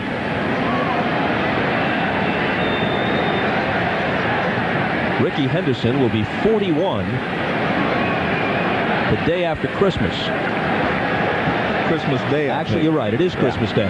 Well, he'll still be 41 the day after Christmas. He'll be 41 for the next 365. You're right. So technically, you know. Yeah. The only reason I know is because I live in the Bay Area, and that's where Ricky's from. And he has a little Christmas and birthday party each year that he invites you to? Well, he doesn't invite me anymore. We were teammates, he did. Sure, it's a festive occasion. Yeah. He says he wants to play 3-4 more years. I wouldn't put it past him because he's in such great shape. He doesn't have the body of a 40-year-old guy. A ball and a strike. Because he's played on so many different teams, and because at times his approach to the game has frustrated and even infuriated managers and fans, Ricky Henderson is not regarded by some as one of the all-time greats. But when you look at the numbers, he's got to be somewhere among the top dozen or so outfielders who's ever played. He is one of the all-time greats, in my opinion. He's the best leadoff hitter ever, and there have been some great ones. I played with Pete Rose, who was a great leadoff hitter. But Ricky Henderson takes what Pete did a step farther. He can steal a lot of bases, and he also, hit more home runs leading off a ball game than anyone in the history of the game. But those numbers there, when you look at the 2,000 runs scored, that's important because that has always been his job. And only Babe Ruth and Ted Williams have received more bases on balls than he did. Than he has. He's still doing it. Ordonez at second with 2 out. And Dahl's 1-2 pitch. He lays off. They check once again at first, and once again, Jerry Davis is unmoved by the appeal. This is a pretty good pitch by Dahl in that he's got Ricky fooled. Ricky, there's not a lot he could do with that. And he stops it just short of committing. By the way, the ball Ordonez hit, which Dahl nudged into foul territory, was originally ruled an infield hit. Now they've changed it to an error. Well, they saw him make the play later with his bare hand. Back to Dahl. He can't make that play. Diving to smother at his box. He saves the run. He throws in behind Ordonez, who scampers back to third. That was a nice play by Andy Fox. And actually, I thought he had a shot at Ricky, but he couldn't get the ball out of his glove quick enough. This ball is hit directly back through the middle of the diamond. Look at this. You don't even see Andy Fox in your picture. He's way back over here. Look at that. Right up the middle. He dives for it, and if he can get it right there, see, he couldn't get it out of his glove. As it popped out, he lost the handle, and therefore he couldn't get Ricky. Now, look at this.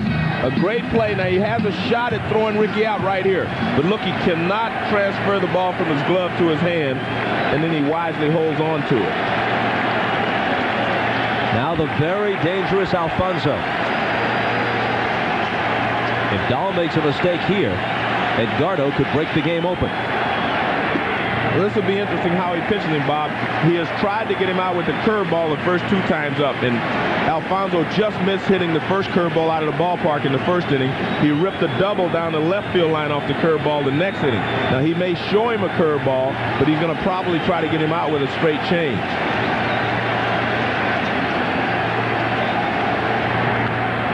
Foul back, a ball and a strike. And that was the changeup.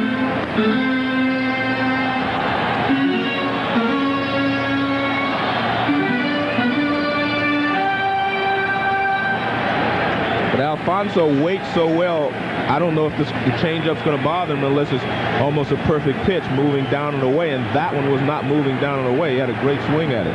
Alfonso's the kind of hitter who confounds scouts. He'll hit almost any pitch to any part of the field with power. 2 balls and a strike. Darren Holmes is the first to get up in Buck Showalter's bullpen.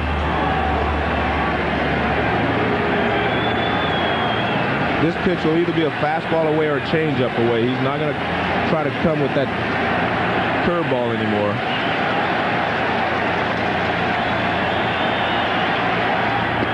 Changeup. See, if a guy is hitting your breaking ball and you know he's a good fastball hitter, well, that only gives you one choice, and that's the changeup. Now watch, this is a beautiful pitch, though.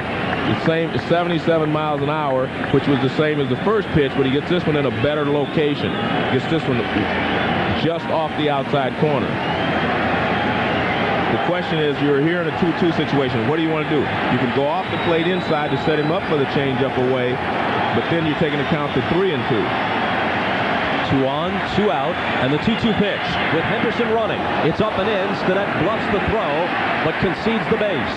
See, that's what he was doing. He was trying to waste the fastball up and in, hoping that Alfonso would swing at it, and he did not. 6 stolen bases in the series now for Ricky Henderson.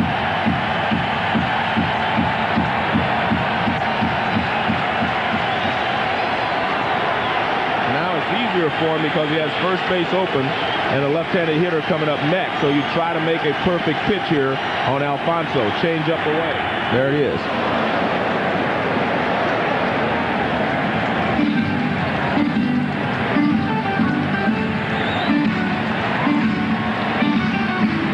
Showalter realizing, with Olerud waiting on deck, that he is 1 bad pitch away from a 5-0 deficit, or maybe more, if Alfonso goes deep.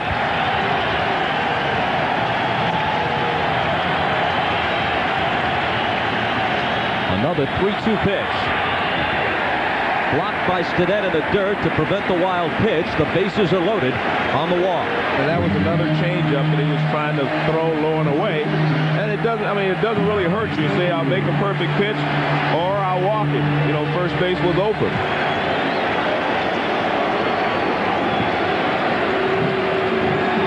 Dahl has thrown 84 pitches.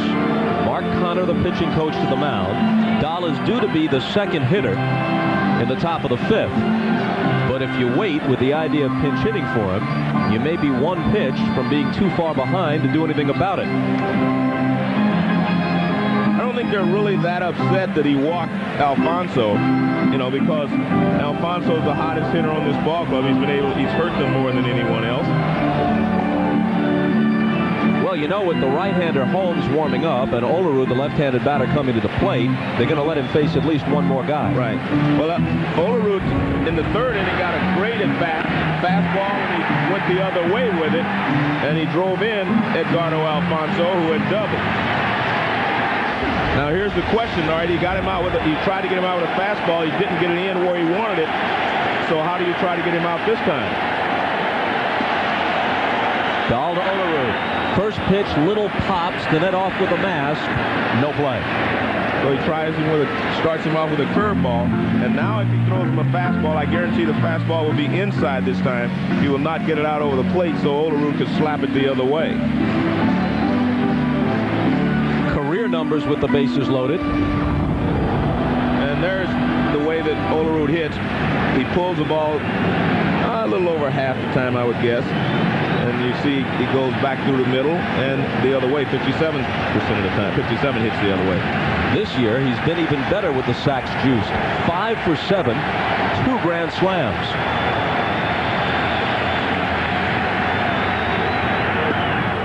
A called strike, 0-2. One of those grand slams came late in the year, the season's final week, off Greg Maddux here. The only game out of 6 head-to-head that Bobby Valentine's team was able to beat the Braves down the stretch. That was a great pitch there by Dahl and smart hitting there by Olerud. He knew he couldn't do anything with it, so he took it. And the 0-2. Got it swinging. Ball gets away, and all Stinnett has to do is step on home plate with 2 outs. All the runners are forced on that play. So the strikeout ends the inning, and the Mets leave them loaded and still lead after 4, 3-0.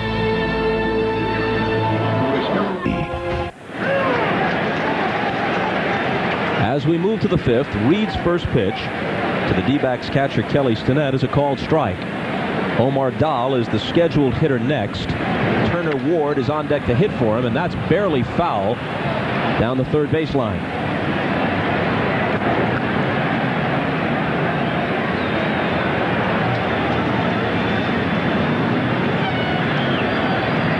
This was Omar Dahl between innings, and you can see he's upset because that probably means that they're going to pinch hit for him.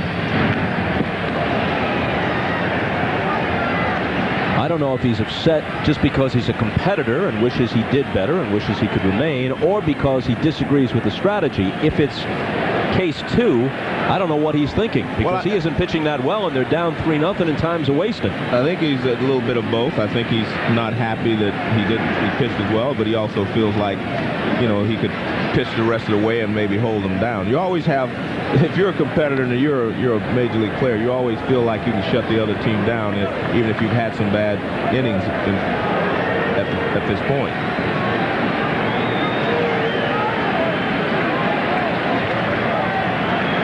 The 1-2 pitch in on his hands and bounced foul. And the other thing, Bob, if you're Omar Dahl, you know that you have a ball club that can come back. The Diamondbacks, one of the best offensive teams in the league. If it wasn't for Colorado, they'd have led the league in home runs. They have the power to come back, even from a 3-0 deficit, because they have guys who can hit the ball out of the ballpark. And anytime you have players who can hit the ball out of the ballpark, you're never out of a ball game.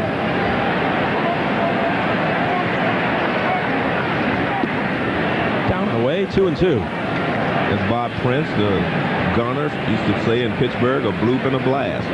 Get you right back in it. Right back in the game. A bloop and a blast. Yeah. In the air to right center field with Dunston in pursuit, and he misplayed the ball. He started in. It sails over his head.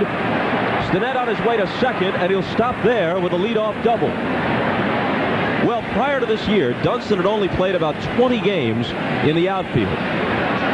He was, of course, a longtime shortstop, primarily with the Cubs. He's played a lot of outfield this year with both the Cardinals and the Mets, and he's had a few misadventures out there, both in right field and in center. And center field is normally the easiest place to get a good jump on the ball. He started across, but he really misjudged it. But it's usually easier to get to gauge the ball from center field than it is right field or left field, because the ball's not going to hook on you so much. He just misplayed it, thinking that it wasn't hit quite as hard as it was, and it carried over his head. Native New Yorker, played at Thomas Jefferson High School in Brooklyn, a high school sensation more than a decade ago. Dream come true, a chance to go to postseason with a New York team. Turner Ward, the pinch hitter, switch hitter, fouls it off. Ward was released by the Pirates earlier this year. A lot of former Pirates on the Diamondback roster. Bell, Womack, Ward. As you saw by the numbers, in limited duty, he's been a useful player for Buck Showalter.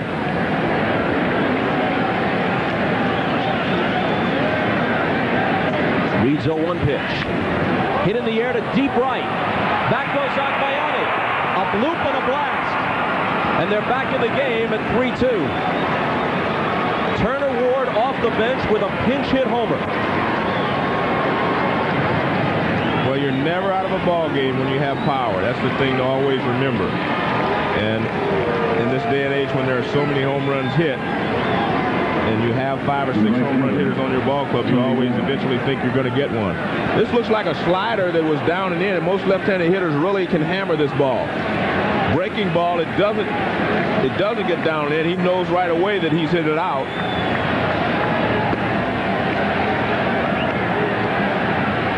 Turner Ward knew it, and so did Rick Reed. He knew that he had hung that breaking ball, and Ward hit it out. A ball and a strike now to Tony Womack, who's 0 for 2. So in the bottom of the 4th, the Mets, leading 3-0, had the bases loaded. One pitch from possibly breaking the game open. Now their lead is trimmed to just 1 run. Roll to Alfonso, who throws Womack out. And now Dahl, even though he would still rather be in the ball game, he can't be unhappy with his manager's decision, because now it's a ball game again. He's just not going to be in there to pitch.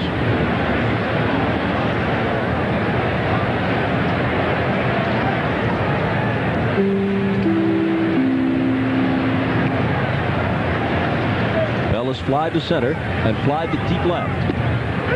Called strike 1. But if you look down this lineup, Jay Bell, Luis Gonzalez, Matt Williams, DeRozzo, Finley, all of them are capable of hitting a ball out of the ballpark, so you're just never out of the game. Bouncer foul.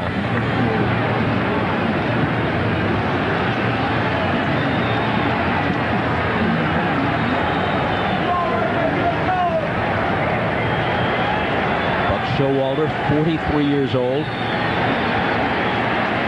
Dennis Cook now up in the Met bullpen, veteran left-hander. Outside the Bell, 1-2.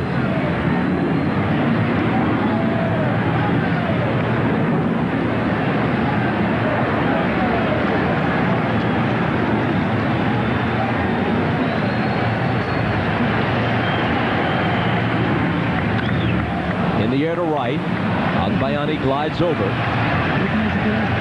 There's the second out. These pictures are from the Goodyear Blimp Stars and Stripes. Goodyear currently maintains 7 blimps, 3 domestic and 4 international operations.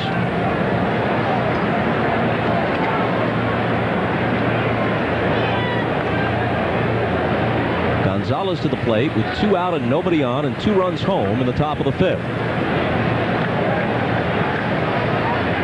Luis has walked and popped to second. Strike 1.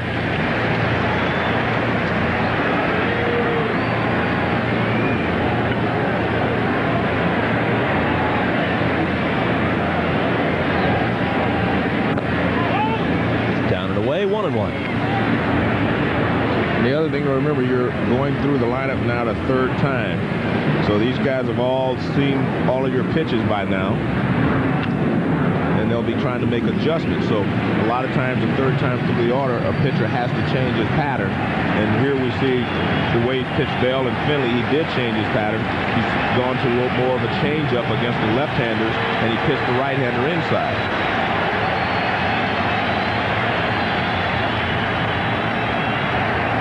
Here it comes on 1-2, and it's fouled out of play.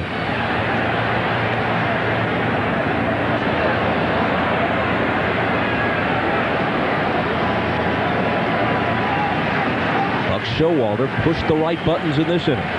Pulled Omar Dahl after letting him remain in to retire the left-handed hitting Olerud in the bottom of the fourth with the bases loaded. Turner Ward came up and smacked a 2-run pinch hit homer. But it's not a real big strategy to take Dahl out. The strategy is, and the toughest part for a manager, is to pick the pitch hitter off the bench that matches up best against the pitcher that's on the mound. That's where the managing expertise comes in. Bouncing ball to Alfonso. Easy chance for him, but the Diamondbacks are back in the game. To the bottom of the fifth. It's 3-2 after this swing by the pinch hitter, Turner Ward, and he knew it from the moment of contact. Incredible comeback victory over Oklahoma. Quarterback Jarius Jackson and the Irish look to keep it rolling versus Heisman hopeful J.R. Redmond at Arizona State as the Sun Devils make their first ever trip to South Bend. Saturday at 2:30 Eastern on NBC. While we were away, here's Randy Johnson with a word of appreciation for Turner Ward, who hit the pinch hit 2-run homer, and Randy with a stick just in case his pinch hit services are required, which seems highly unlikely. Darren Holmes, 10-year veteran, on the Yankee roster last year, although he didn't pitch for them in the postseason. He was with the Rockies when they went to postseason as the wild card in '95. This is his first year in Arizona. And he takes over with his team trailing 3-2. Roger Cedeno comes off the bench to bat for Benny Agbayani with the right-hander on the mound.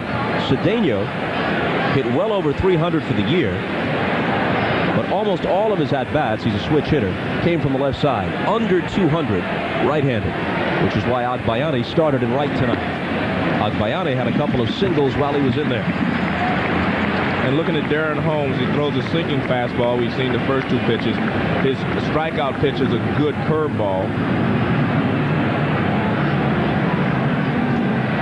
So when he gets ahead in the count, he usually tries to finish the hitter off with a good breaking ball.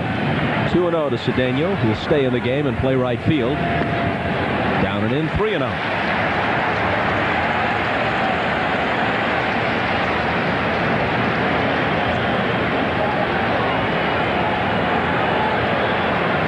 Robin Ventura waits on deck, and Sean Dunston scheduled after him. Cedeno takes a strike.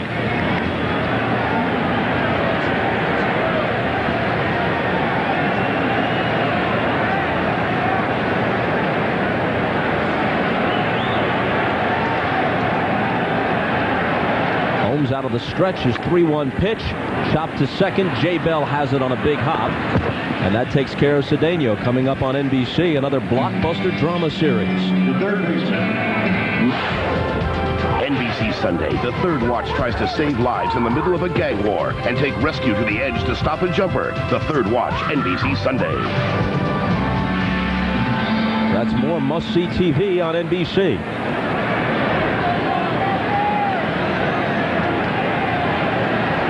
Ventura has walked and picked up an RBI on a ground out. On the first pitch, a high fly ball to deep left center field. Finley back to the warning track for the catch. Bob, unlike Arizona, this is not a real good hitter's ballpark. The wind kind of swirls out there in the outfield, and the ball doesn't carry all the time. Not a great hitter's ballpark. There's that sinker, it's moving away. Robin goes the other way with it, and he hit it pretty well, but the ball just does not carry nearly as well here as it does in a lot of other ballparks. Finley gets a good jump on it. You can see the ball start to die right there. and it gets knocked down because it's an open stadium out there, and a lot of times the winds cut across and knock the balls down, so not a great hitter's park. Darrell Hamilton now will bat for Sean Dunston. 2 reasons. Right-hander in the game, so they send up the left-handed hitting Hamilton. Also, Hamilton is a natural center fielder and a good one. Played 145 games this year with the Rockies and Mets without committing an error. Dunston, as you saw in the last inning, isn't totally comfortable in center field, so with a slim lead, they'll improve their defense when we move to the 6th. And they don't get hurt with Hamilton hitting as well, because if he gets on base, he runs well also. But you have to give Dunston credit. The guy goes out there. He's been a natural infielder most of his career, but he's willing to do anything he can to help the ball club win, so you have to pat him on the back. I mean, no one wants to go out there and make a mistake, you know, and he probably wouldn't make any mistakes if he was playing the infield. He used to be, I mean, he was a great shortstop in Chicago. Hamilton hit .315 this year between the Rockies and the Mets. Holmes' 2-1 pitch. Line hard to center, but Finley is there. The Mets go down in order in the 5th, and it's still a 3-2 ball game as we roll on at Shea. Central.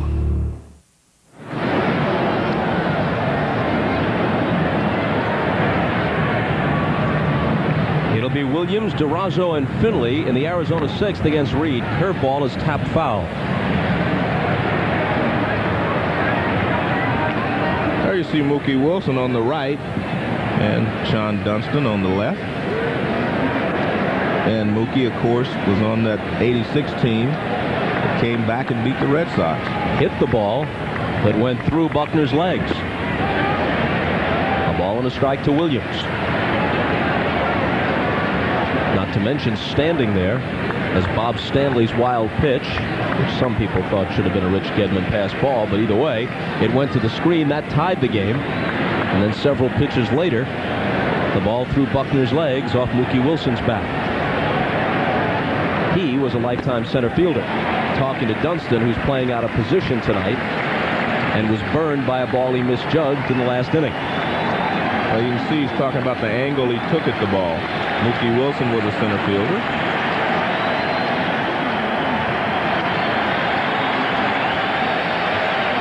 Meanwhile, a ball and 2 strikes to Matt Williams, who was grounded out and singled against Reed. Reed is approaching 100 pitches. He is due to be the 3rd hitter in the 6th inning, but the Met bench is thin, and they've already used Hamilton, who's now in center field, and Cedeno, who's now in right field, as pinch hitters.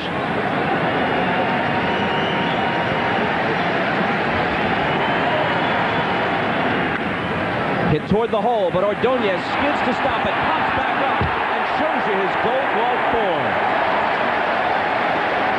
Well, Matt Williams has done that to a lot of other hitters. He's taken hits away from him. But the way that he does it, the way that, I mean, the artistry that's here, look at this. I mean, he stops himself, and then he just kind of flips it over there. I mean, he doesn't even take an extra step to fire it across the diamond. Now watch, once he catches it, he sets himself right there, look, on his back leg, and gets rid of the ball. I mean, most of the time you see a shortstop catch the ball, he'll take one extra step to wind up. He doesn't have to wind up. Beautiful. Him and Ozzie Smith, the wizard, they could make that play.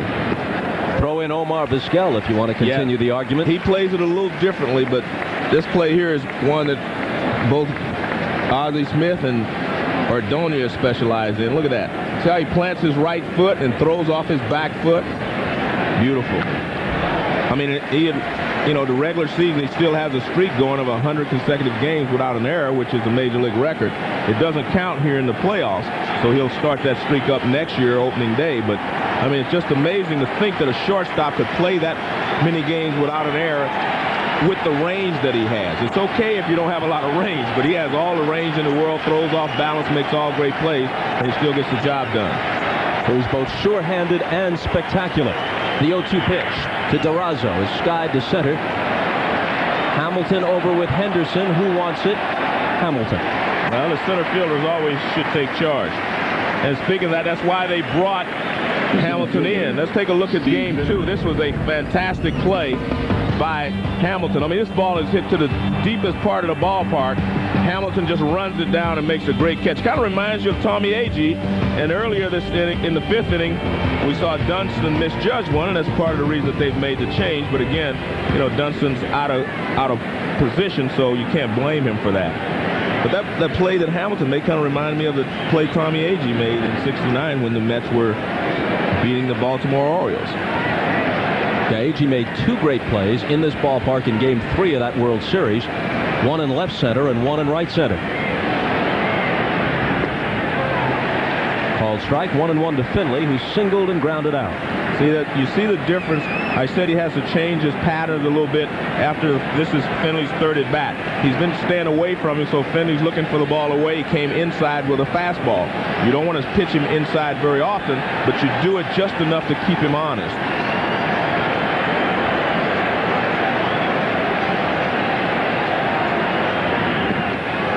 Two balls and a strike. Last year with San Diego, Finley played in the World Series against the Yankees. Didn't do all that well, which was true of most of his teammates. They were swept 4 straight. Finley was 1 for 12 in the Fall Classic. He holds up 3 balls and a strike. Coming to Arizona, all of his numbers jumped. 14 homers, 67 RBIs for the Padres in '98, 34 and 103 for the D-backs. Well, he had a good year. Plus, he was hitting in a much better hitter's park in Arizona. Lays off the 3-1 pitch and draws a 2-out walk. That's one of those situations where he was not going to give in to Finley. You're at the bottom of the order, and you know he's aware that Finley hit the 34 home runs and can hit the ball out of the ballpark. So you don't exactly walk him. You don't exactly pitch around him. You try to get him to chase something out of the zone. He did not. So now you say, okay, I'll get Andy Fox out. Fox less of a home run threat, of course, than Finley.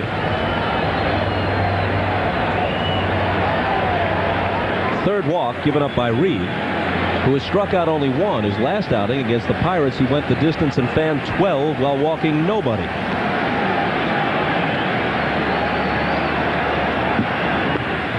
A strike to Fox. As we said, Reed bats 3rd in the bottom of the 6th, but Valentine's got to be concerned, assuming that Piazza is not available to pinch hit. He has only 3 bench players left. His best pinch hitter, Matt Franco, the switch hitter, Bobby Bonilla, and Melvin Mora. Foul back 0-2. And you have to realize that Mora is the guy that he would use off the bench for base running speed. Bobby Bonilla is the guy that you want if you have to go for it for the long ball. Matt Franco is his line drive base hit kind of guy. So you have to decide which one you want to give up if you use one this early in the ball game. 0-2 to Fox, who's 0 for 2 on the night. Finley a short lead at first. And Fox cuts and misses. Just the second strikeout for Reed, but it closes out the top of the 6th.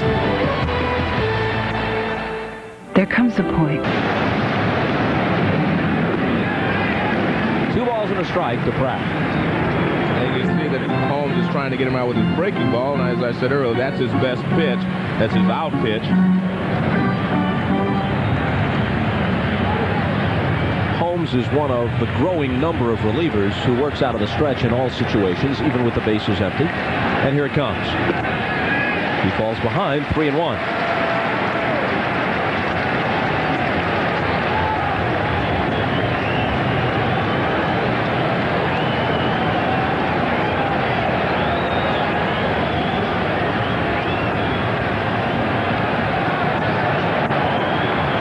Called by Rich Reeker, the plate umpire. By the way, none of the 25 new umpires who were brought up in the wake of the accepted resignation of a large group of umps, none of the new hires are working any of the postseason games. Just off the outside edge, and Pratt has a leadoff walk. You're a shortstop that your job is to play defense, and this is the leadoff hitter in the 6th inning. If he gets a base hit, they've got something going. He just retired. And it happens so often, and that's why this Mets infield is called by some the greatest infield ever in the history of the game. We talked to Bobby Valentine about that. He says he doesn't agree. He said he thinks they're great, but to say the history of the game, he said he wouldn't do that. But Sports Illustrated, a few other places, they've been called the greatest. And Ordonez looking to bunt, pushes it up the first baseline. Durazo has it, tags Ordonez. On to second is Pratt, and off the bench is Bobby Bonilla to bat for Rick Reed. Well, he likes to use Bobby Bonilla from the left side because he's a much better hitter from the left side in these types of situations. Bobby's always told me he was stronger from the right. But he's getting a nice ovation here, which is great for Bobby. It hasn't been all peaches and cream here in the city for Bobby the last year and a half. Friction between him and his manager earlier in the year, although they say they patched it up. He got only 119 at-bats this year and hit just 160 with 4 homers.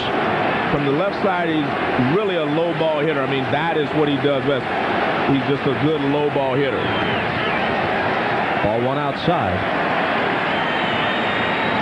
A 6-time All-Star.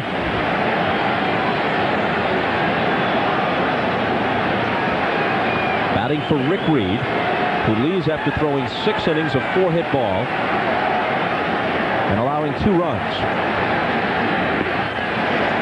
2-0. And you can see that Holmes is making an effort to keep the ball up on him. Remember, he throws a sinker, and he was throwing all sinking fastballs before, but he also knows that Bonilla is such a good low ball hitter that it doesn't matter if he gets the sinker down, even if he gets it out over the plate. He's pitching to Bonilla's strength, and he's not overpowering, so he's trying to stay away from that area. Holmes' 2-0 pitch is in there. In addition to making the All-Star team 6 times, as the veteran left-hander Dan Plesac gets up in the Arizona pen, Bobby Bonilla has driven home 100 runs 4 times in his career. But now at age 36, and with injuries taking their toll, his career may be in its waning days. The 2-1, 3-1.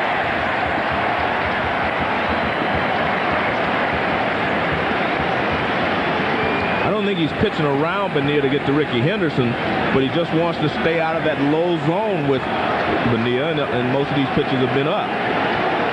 3-1. We'll see if he just wants to throw a strike or he tries to stay upstairs again.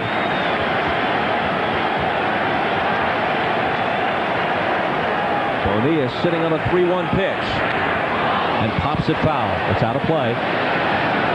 Pretty good pitch there for Bonilla to handle.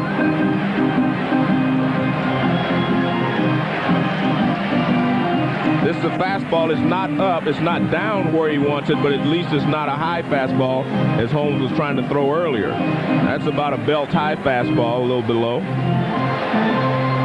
Well, he knows that he missed the pitch that he may be the only pitch he's going to get to hit, because you're also in a situation now where Holmes, his best pitch is his curveball, so he may come with his curveball instead of another low pitch. Pratt at second, 1 out, and the 3-2 pitch to Bonilla. Just low, ball 4. Well, he did come with the curveball. Well, watch how he tries to pitch Bonilla. He doesn't want to throw a fastball down. So he first pitch, high fastball, ball 1. Second pitch, high fastball, ball 2. That one's still up around the waist. Ball 3 again. Now he has to give in a little bit, but he gets it away. Now he comes with a 3-2 curveball and just barely misses. And when he fouled that pitch back, that's why Bonilla was upset, because he fouled that pitch back. He thought he might not get another pitch to hit. And I think Bobby Valentine was saying, that's a little close to take there, big fella. Henderson 1 for 3, an infield hit his last time up. Called strike 1. Now you see him go back downstairs because that's his best pitch, the sinking fastball. But he was trying to make sure he got it upstairs, stay away from Bobby Bonilla's strength. Pratt at second. Bonilla at first. Not a whole lot of speed on the bases for the Mets. ball and a strike. If this game stays close, and if it goes deep into the game or into extra innings, Bobby Valentine is going to have his hands tied a little bit. He has very little left on his bench. The 1-1 pitch. Inside 2-1. Okay, you're Darren Holmes, and now you're at a situation, you see the only two guys left on the bench because you were not sure. I don't think Piazza can hit. We were told he wouldn't be able to pinch hit, but you never know. It could get to the point where you use a guy like Oral Hershiser as a pinch hitter. That's been done before. Lasorda used to do it in L.A. The 2-1 pitch. A little bloop, back of first base, digging hard, coming on and right, but unable to get to it, and now it's fumbled by Womack across the foul line as Pratt scores, and Henderson dives in at second.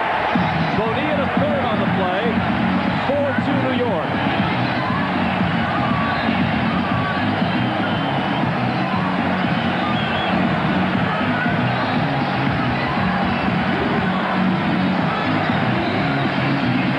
The Mets get lucky here. He jams Ricky Henderson. He hits this little flare down the line, but Neal goes halfway. Pratt was running all the way. He knew that the ball was going to drop in. He didn't even slow up. The ball's fumbled by Womack, and you see Bobby, they know right away it is. He says, come on, Todd. But Todd is already running. Todd did a good job of base running there. And now with first base open, they'll put Alfonso on. Are they scoring that a single? Yeah, a single and an error on Womack in right field. That's the third Arizona error. Credit Henderson with an RBI. And the Mets lead 4-2.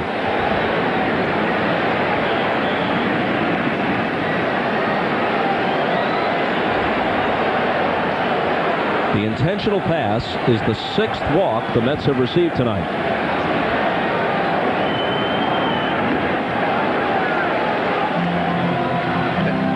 Just, you know, a little luck on the part of the Mets. The ball was hit off his fist, jammed, and it dropped down in front of Womack, and then he battles and he loses it, and the ball goes in the foul territory, and everybody moves up an extra base. I think we're going to have a double switch here, Bob. I saw him talking to one of the outfit. They're going to make a change here. Plesac's going to come in and pitch to Olerud, and we'll sort out the double switch when we come back.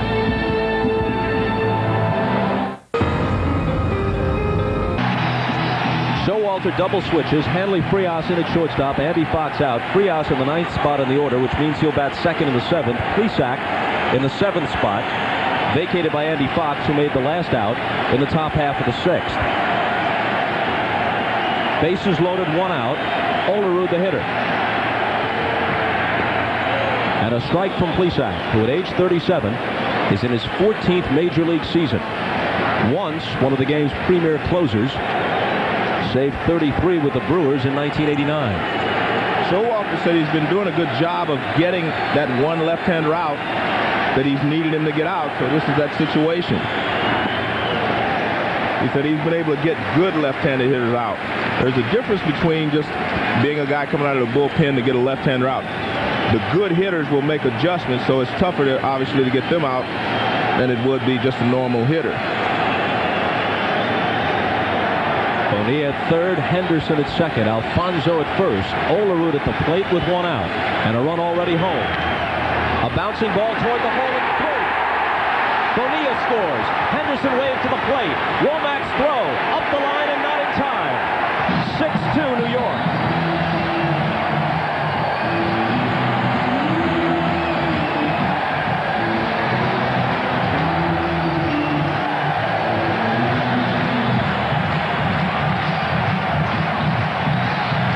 The hitter wins this battle. He gets a sinker, but it's in the middle of the plate, and he grounds it to the right side. Remember, your second baseman, Bell, is playing towards second base for the double play, so he has a long way to go, and he can't get there. Womack comes up and fires toward the plate. He had a shot at Ricky Henderson, as you can see, but Ricky scores, and the Mets are rolling.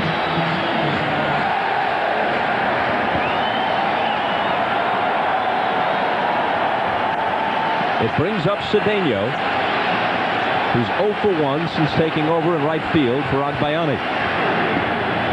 A strike to him, a switch hitter who hit .334 lefty and .194 righty.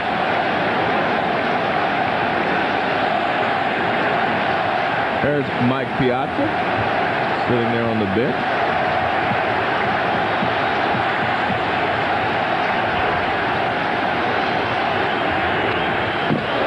Fouled off 0-2. If they could win tonight in Piazza's absence, couple that with winning Game 1, the game Randy Johnson started for the Diamondbacks, the Mets would have to feel pretty good about the first 3 games of this series. Well, at this point, Bobby, every move now that Bobby Valentine has made is paying off, because now he's got a lead and he's got the center fielder and he wants with speed. He's got Cedeno in right field.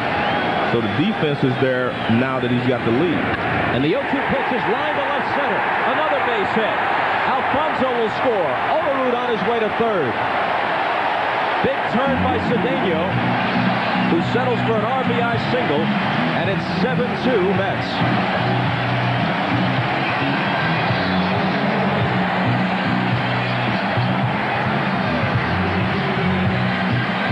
Was a little low cutter. Cedeno goes down and gets it and lines it over shortstop. That's a little cut fastball, and he lines it into left center field.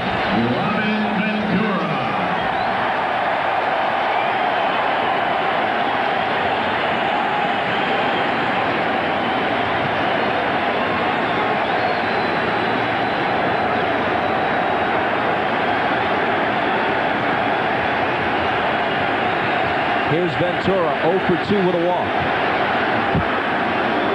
Cedeno chased back. Mets trying to take a 2-1 lead in the series. Atlanta has already done that by winning in 12 innings at Houston. Both these clubs probably rooting for the Astros to come back. The Braves have owned the Mets. The Diamondbacks would have home field against Houston, not against Atlanta. Well, if you're Mets, you've got to be pulling and hoping for the Astros, because they've been destroyed by the Atlanta Braves. And I don't see it getting much easier if they have to play the Braves again. But Houston is only down 2 games to 1. Ventura pops one wide of first. Bell and Durazo over, no play.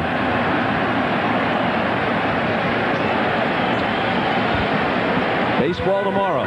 You'll need the remote in hand, switching between ESPN and the Deuce. Diamondbacks and Mets, Braves and Astros. Fox at 4 Eastern time from Fenway with the Indians and Red Sox. Cleveland looking to sweep it. And we'll be in Arlington, Game 3, Yankees and Rangers. Roger Clemens to the mound to try to complete a New York sweep.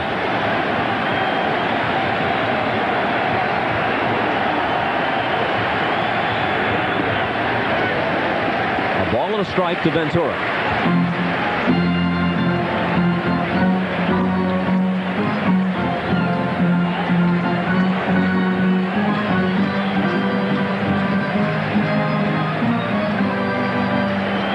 Came over from the White Sox to play a fine third base and bat .301 with 32 homers this year for New York. Rolled foul, 1-2. When the season started, the Mets felt, at the end of last season, I should say, the Mets felt they needed a couple of things to be contenders. One was a leadoff hitter. They went out and got Ricky Henderson. The other was some more power from the left side, and they went out and brought in Robin Ventura. So those 2 moves alone made them a much, much better ball club, made them a contender. Darrell Hamilton waiting on deck. Plesac remains concerned with Cedeno.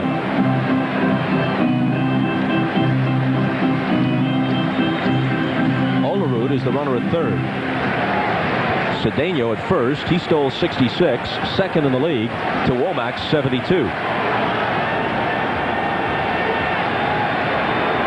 He's going, and there'll be no throw.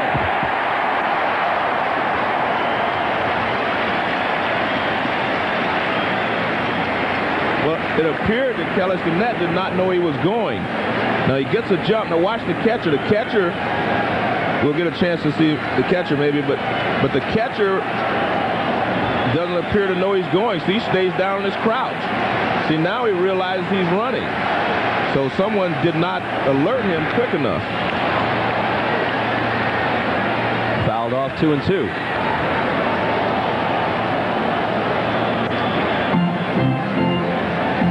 Well, trailing 7-2. You don't have a choice. You have to bring the infield in. Gotta bring them in. And most managers do not like to play the infield in when you have runners at second and third, because of a little bloop here or there, you cut down on your range, you give up 2 runs.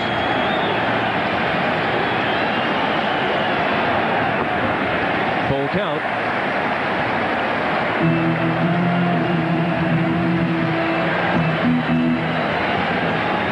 Hamilton awaiting his turn.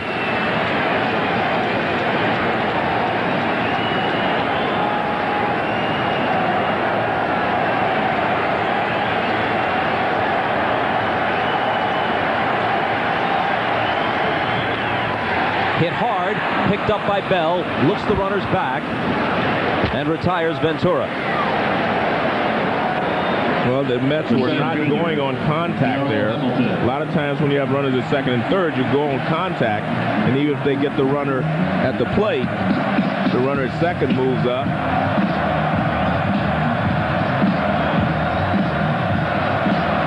And that was probably because Olerud, not a fast runner at third base. They didn't figure they had a chance to score him. Hamilton is the 9th man to bat in the inning. And he lines one right through the box, and 2 more runs will score. Olerud to the plate, Cedeno behind him. A 6-run inning, 9-2 New York.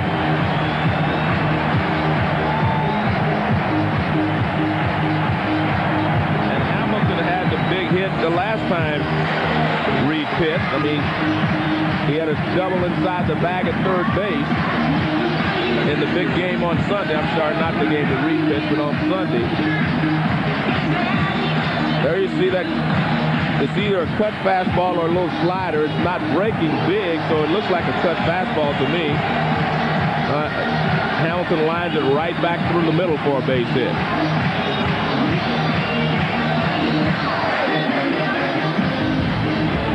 The D-backs are going to the bullpen. The dam has burst on them, and they trail by 7.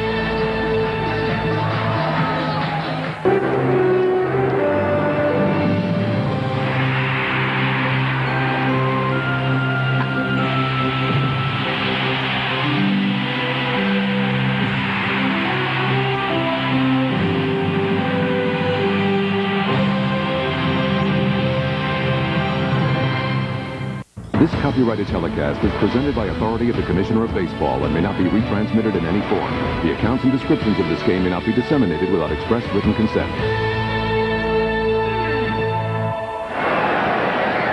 Bobby Chenard out of the bullpen. Pratt bats for the 2nd time in the inning and whacks one in the direction of Durazo with 1 pitch.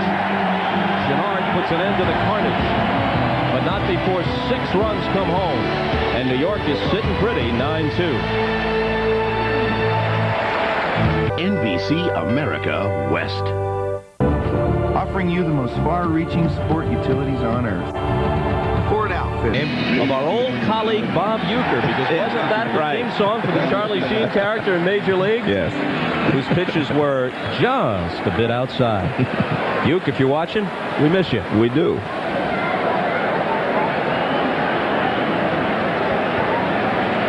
The Mets take a 9-2 lead to the 7th.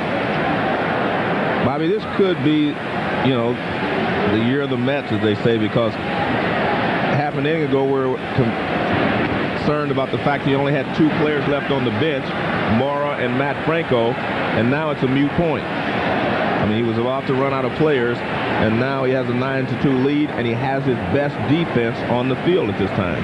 Yeah, we were anticipating a late-inning chess match, and now we're looking at a laugher. But Wendell comes in, and the furthest thing from his mind is to start Stinnett out 3-0.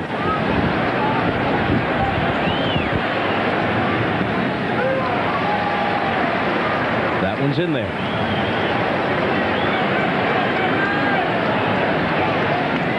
Hanley Frias, who's in the 9th spot in the order, is on deck. full count to Stinnett.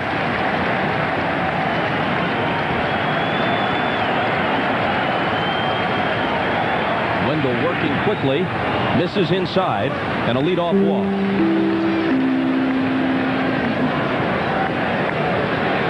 The shortstop, Henry Frias. Something out of the 70s, favored by Turk Wendell.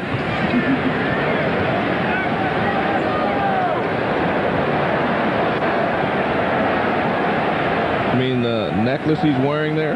Yes. Okay. Frias, a switch hitter, with .273 this year. He's from the Dominican Republic. Like many players from the Caribbean, signed at a very tender age. The Texas Rangers signed him when he was just 16. He gives one a ride to right, but Cedeno gets back there.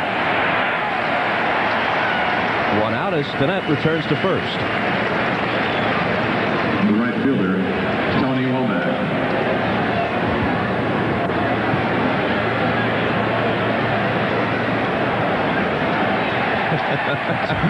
Turk Wendell. Remind you a little bit of Al Raboski. Remember Al from the Cardinal days? Mad Hungarian? Yeah. He used to psych himself up by turning his back to the plate, muttering something to himself, and then slamming the ball from his left hand into the gloved right hand before stomping back up to the rubber. Cardinal fans loved it. Opponents hated it. Womack whistles one foul.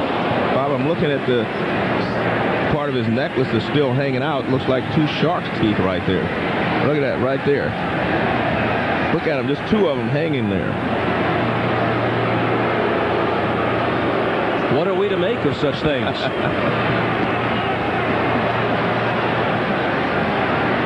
Well, we all have our good luck charms, I guess. Wasn't Wendell the guy who, when he was with the Cubs, used to brush his teeth between innings? A liner by Womack. Cedeno backs up a few steps and takes it. I mean, I'm all for good hygiene, but brushing your teeth several times during a ball game seems excessive. Bob, I have to tell you, that may be a little more information that we need to know, or the fans need to know out there. Well, you know, when the score is 9-2, this is when you dig deep into your treasure trove of info. Well, he's putting on quite a show out there. I mean, he's getting our attention. Now imagine yourself in the Arizona dugout. You're in a foul humor to begin with. A 3-2 game suddenly blows up to 9-2, and now you're watching this act. And strike the bell.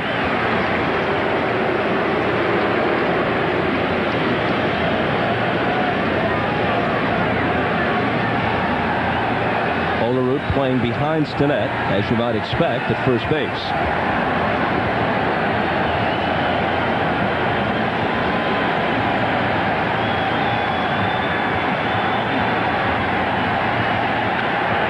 Breaking ball fouled back, and Wendell gets ahead of Bell, 0-2.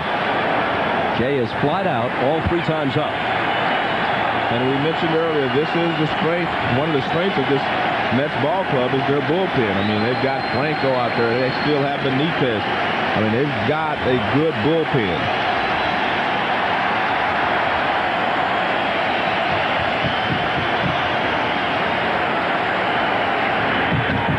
A little tap. Wendell goes tumbling. Alfonso picks it up and takes care of Jay Bell. Wendell in for half an inning, skips across the foul line, as is his custom, and already he's got his uniform dirty. There comes a point when one more word. NBC's coverage of tonight's Division Series is brought to you by 10-10-220. Dial it and talk up to 20 minutes for only 99 cents. By Gatorade Thirst Quencher, helping you play longer and stronger when it counts the most. Gatorade, is it in you? By Microsoft, where do you want to go today? And by Zantac 75, for tough heartburn, doctors know.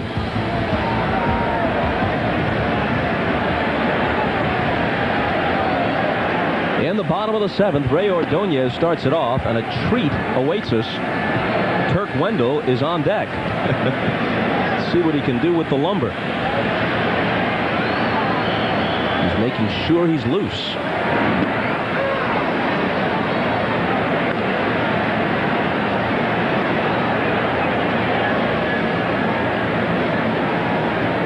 Ordonez has singled, reached on an error, and sacrificed.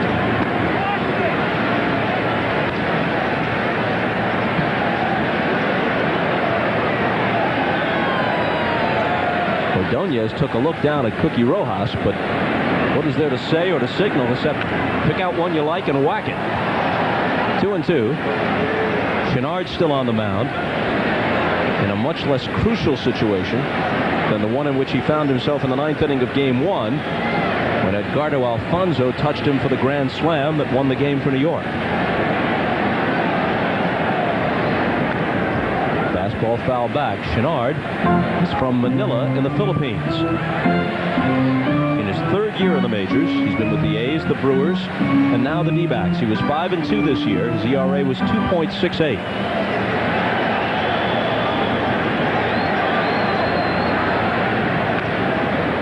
He jams Ordonez. Durazo over for a look, and it's just a row in.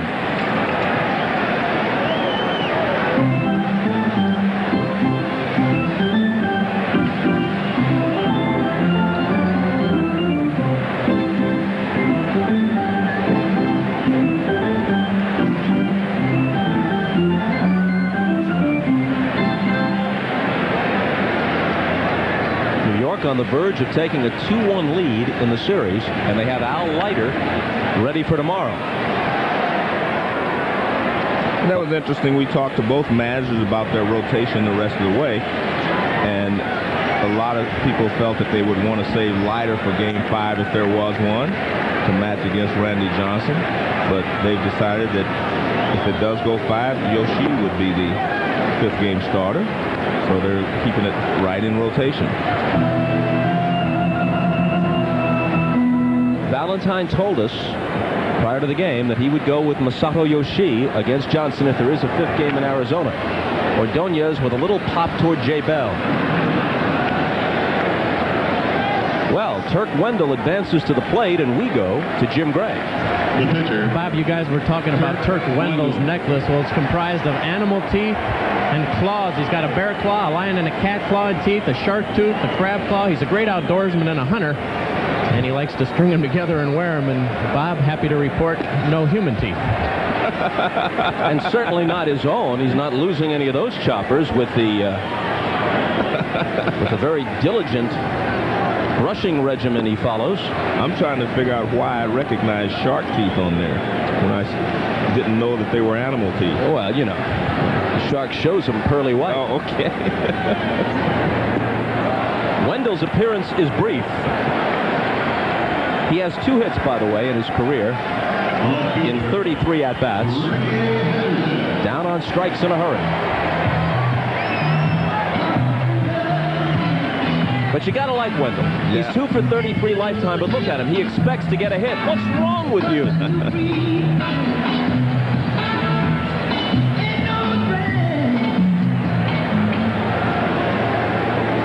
Up steps Ricky Henderson.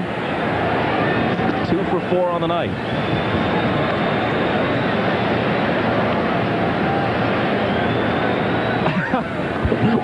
Wendell being pulled off by Sean Dunston.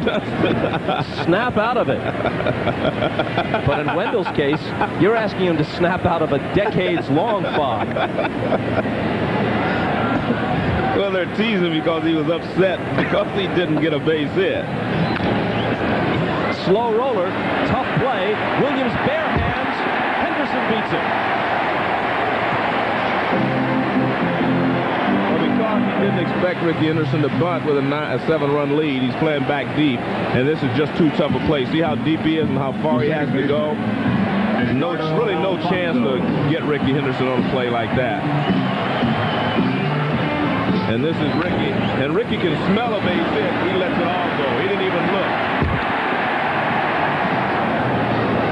And then he throttles it down a little bit with his hands. So Ricky has his 3rd single of the night. Alfonso has flied out, doubled, and walked twice. And back to Jim Gray we go. Well, Bob, Sean Dunston walked up with that cup of water and threw it in his face. He said, hey, just like you're saying, wake up. This isn't batting practice. They're not going to let you hit that. Pay attention up there.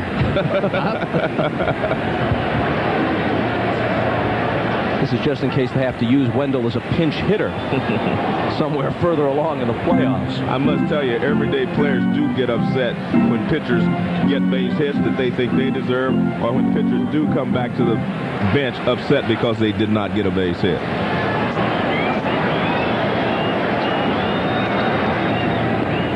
A ball and a strike to Alfonso. Well, Dunston now is in a mood where he can clown around. He's breathing a lot easier. It was his misplay of a drive to center by Kelly Stinnett that set the stage for the 2-run pinch hit homer by Turner Ward. A 3-0 game became 3-2. That was in the 5th. But the Mets broke through for 6 in the 6th. And they're cruising at 9-2. Looking to take a 2-1 lead in the series and then hand the ball to Al Leiter, who in his last outing won the wild card playoff game with a complete game shutout at Cincinnati on Monday. You know, I saw a great story in the paper the other day about Sean Dunston. A little bloop toward the middle of the diamond. Back goes Jay Bell from second base to take it. And the story about Dunston and his dad will wait until the top half of the 8th.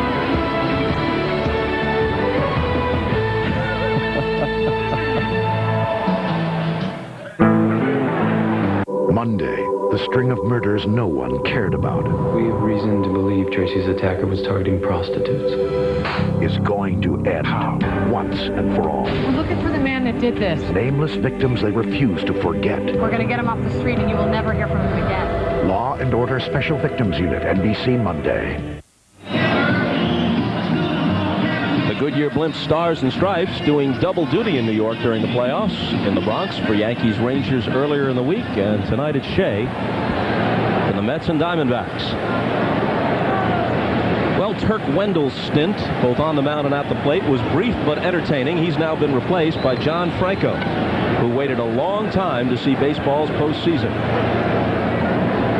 Second all-time in career saves behind Lee Smith, but of course the save stat wasn't officially kept until, I guess 20-25 years ago. Maybe I'm slightly off on that, but it wasn't kept at the beginning of Hoyt Wilhelm's career and guys like that, so it's only a point of reference in the modern era. And it was tougher to get a save in those days than it is now.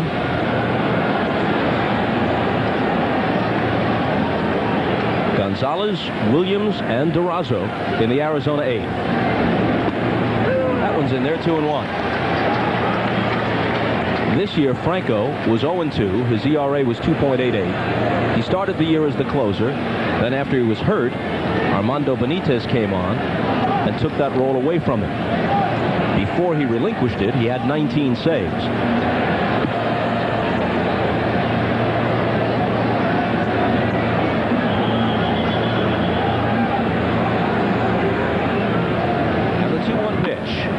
Is a slow bouncer toward the charging Alfonso, who underhands to Olerud for the out.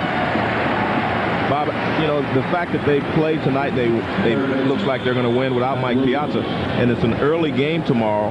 Don't be surprised if they don't give him one more day off, and hope that, you know, they can win without him again tomorrow, because it's a left-hander, Brian Anderson. And if they do not win, at least they will have, hopefully, in their mind, a healthy Mike Piazza for the final game, you know, on Sunday. Barring a miracle rally by the Diamondbacks here tonight, lots of pressure on Brian Anderson, who was 8-2 this year, young left-hander who pitched in the World Series and pitched well in 1997 for the Cleveland Indians. He was the first pick for Arizona in the expansion draft last year. He's going to have to get them back even and send the series to Arizona for Game 5 so they can put the ball in the hands of Randy Johnson again. But since it's such a short turnaround and he wasn't able to play tonight, I don't know how he's going to be able to play in about 12 hours from now. Bouncing ball, Alfonso smothers it but can't find it. There's no play. And Williams is aboard with an infield hit. And Williams is going to be very upset if he would have made that play. He was robbed of a base hit by Ordonez his last time up. And this looks like Alfonso is going to get him right here, because if he comes up with it cleanly, he's going to have him because the ball's hit so hard. He makes a dive, but he doesn't catch it. He knocks it down, and he doesn't know exactly where it is. So Matt Williams gets the base hit.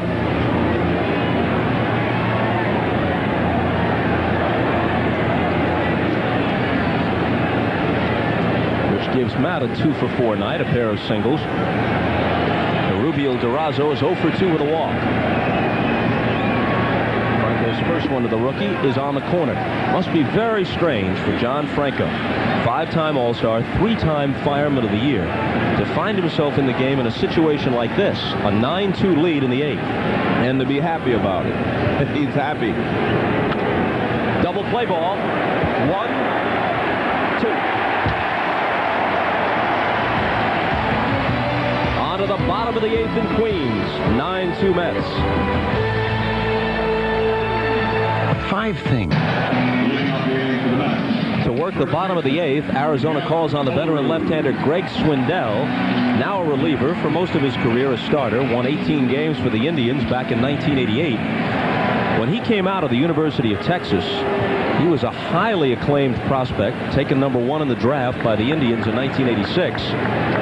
He had followed Roger Clemens at the University of Texas, and as a Fort Worth product, they were talking about him in the same way they had talked about the Texans who had preceded him, as a left-handed version of Clemens or Ryan.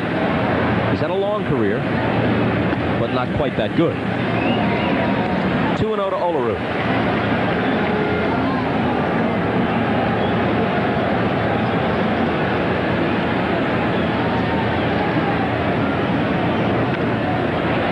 Into the seats foul, 2 balls and a strike. Octavio Dotel and Oral Hershiser, who will not start in this series and is available, obviously, in relief.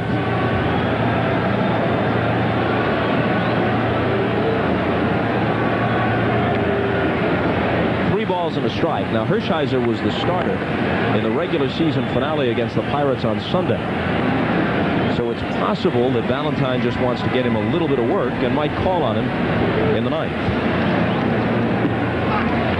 Olerud draws a walk. Tomorrow night on the Olympic Show, Dan Hicks sits down for an interview with 2-time Olympic figure skater and gold medalist Scott Hamilton. Hamilton talks about his success on the ice and the adversity he's faced, from childhood illness to his recent battle with cancer. The Olympic Show, tomorrow night on CNBC. Check your local listings for the time in your area.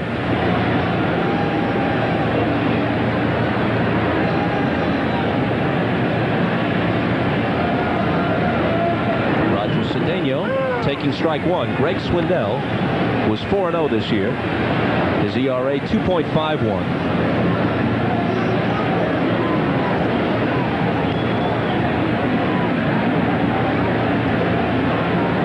His 0-1 pitch. Swindell had to get away from his catcher's Dennett, who recovered the ball and threw Olerud out at second base.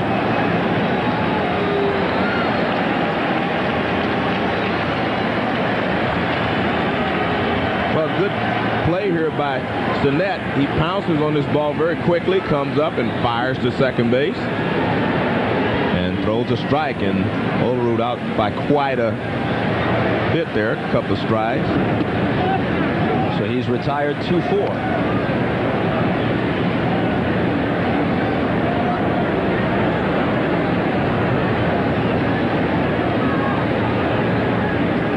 Cedeno's 1 for 2 since replacing Agbayani. Had an RBI single in the midst of the 6-run New York 6th his last time up.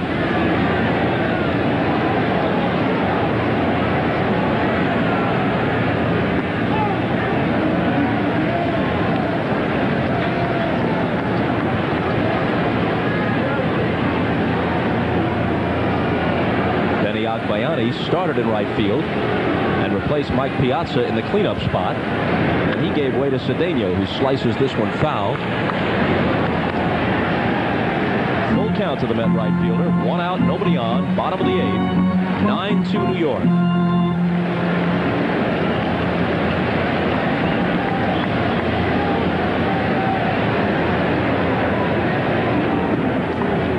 And he walks it. While we have a chance, this play of the game is brought to you by Merrill Lynch. Succeed on your own terms with Merrill Lynch Unlimited Advantage. And it just seems like Ordonez makes a play like that every day. Robbing Matt Williams back in the 6th.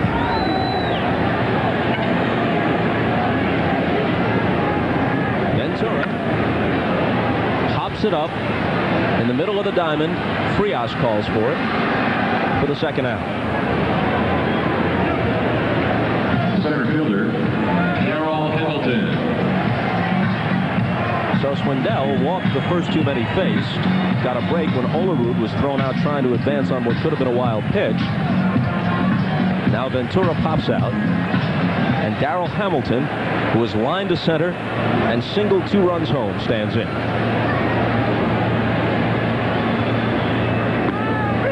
Called strike. In the ninth, it'll be Steve Finley, a pinch hitter, and Kelly Stinnett. But the D-backs are down by 7.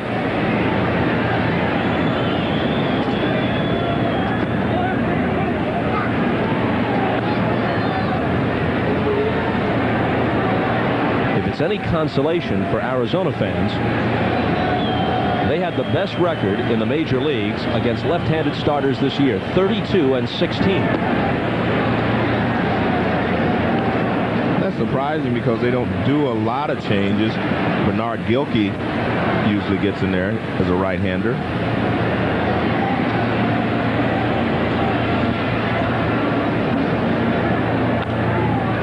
Hamilton pops one back of third. Frias back from shortstop near the line to make the catch. Well, unless they rally here in the ninth, they'll have to win against the left-hander Leiter tomorrow.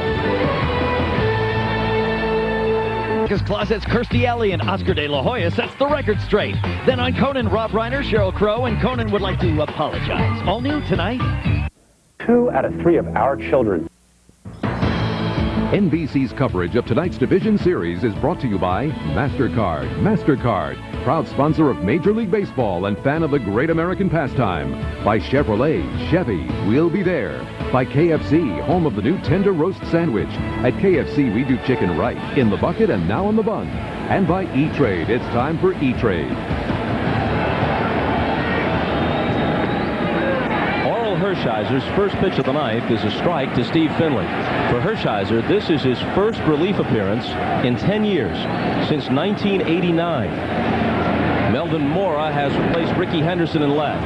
Finley whacks one to center, and Hamilton is right there. We mentioned this earlier, Joe. Some Arizona fans are going to say if you're down 2-1 and you have to win, why not use Randy Johnson on 3 days rest? Well, he didn't just overpower the Mets on Tuesday, and he would be working on short rest if he goes tomorrow. And so it's a matter of whether you think that if I win tomorrow, then what happens the next day. But you're thinking in your own mind, if I can sneak out a win tomorrow and I got Randy Johnson on Sunday, I have a much better chance of winning this series. And it's not so much about winning one game, it's about winning the war, as they say. We got to win the series. Lenny Harris, who is the active career pinch hit leader with 115 pinch base knocks, comes off the bench.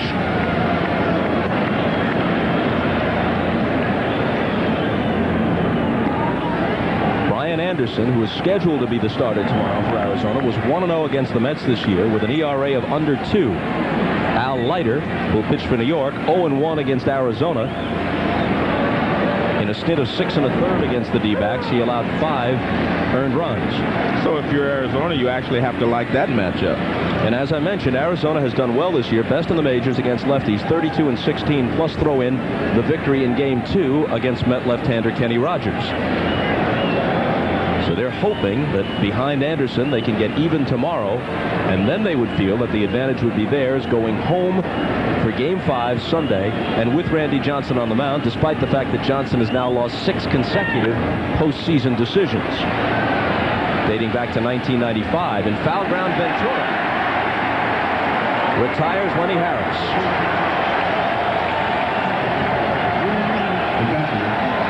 And tonight's Chevrolet player of the game will be Rick Reed, the winning pitcher.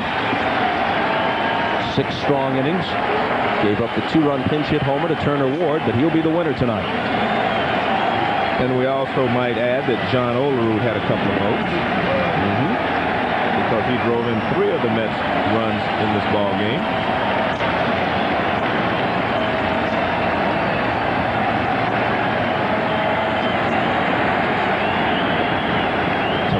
will come very quickly for both these clubs. And us as well.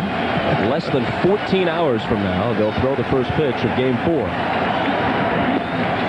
1-2 to Stinnett.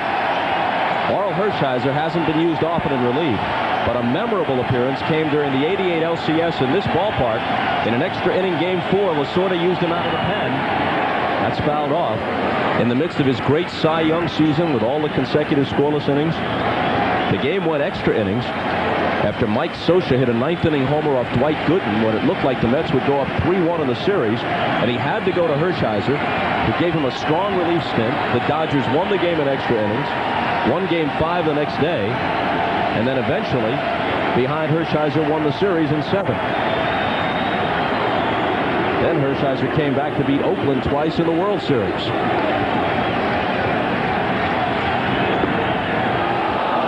2-2. Bobby Valentine just told Jim Gray he is not optimistic about Mike Piazza's chances of playing tomorrow, but they'll have a little bit of breathing room because they'll take a 2-1 lead into Game 4. Hershiser works a 1-2-3-9. The final, the Mets 9 and the Diamondbacks 2. Coming up next after your late local news, it's The Tonight Show with Jay Leno. Tonight, Jay welcomes the star of Veronica's Closet, Kirstie Alley, and boxer Oscar De La Hoya. Joe Morgan and I will see you tomorrow night from Arlington, Texas with Game 3 of the Yankees and the Rangers. For Joe and Jim Gray, I'm Bob Costas. So long from Shea Stadium, where the Mets have taken a 2-1 lead over the Diamondbacks in the National League Division Series.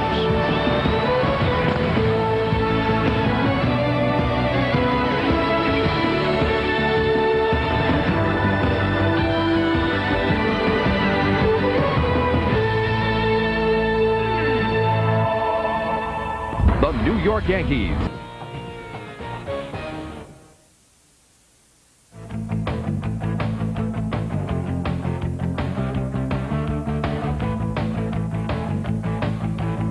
I'll look at Shea Stadium, the capacity crowd beginning to file out as we welcome you to the Jeep Mets postgame show.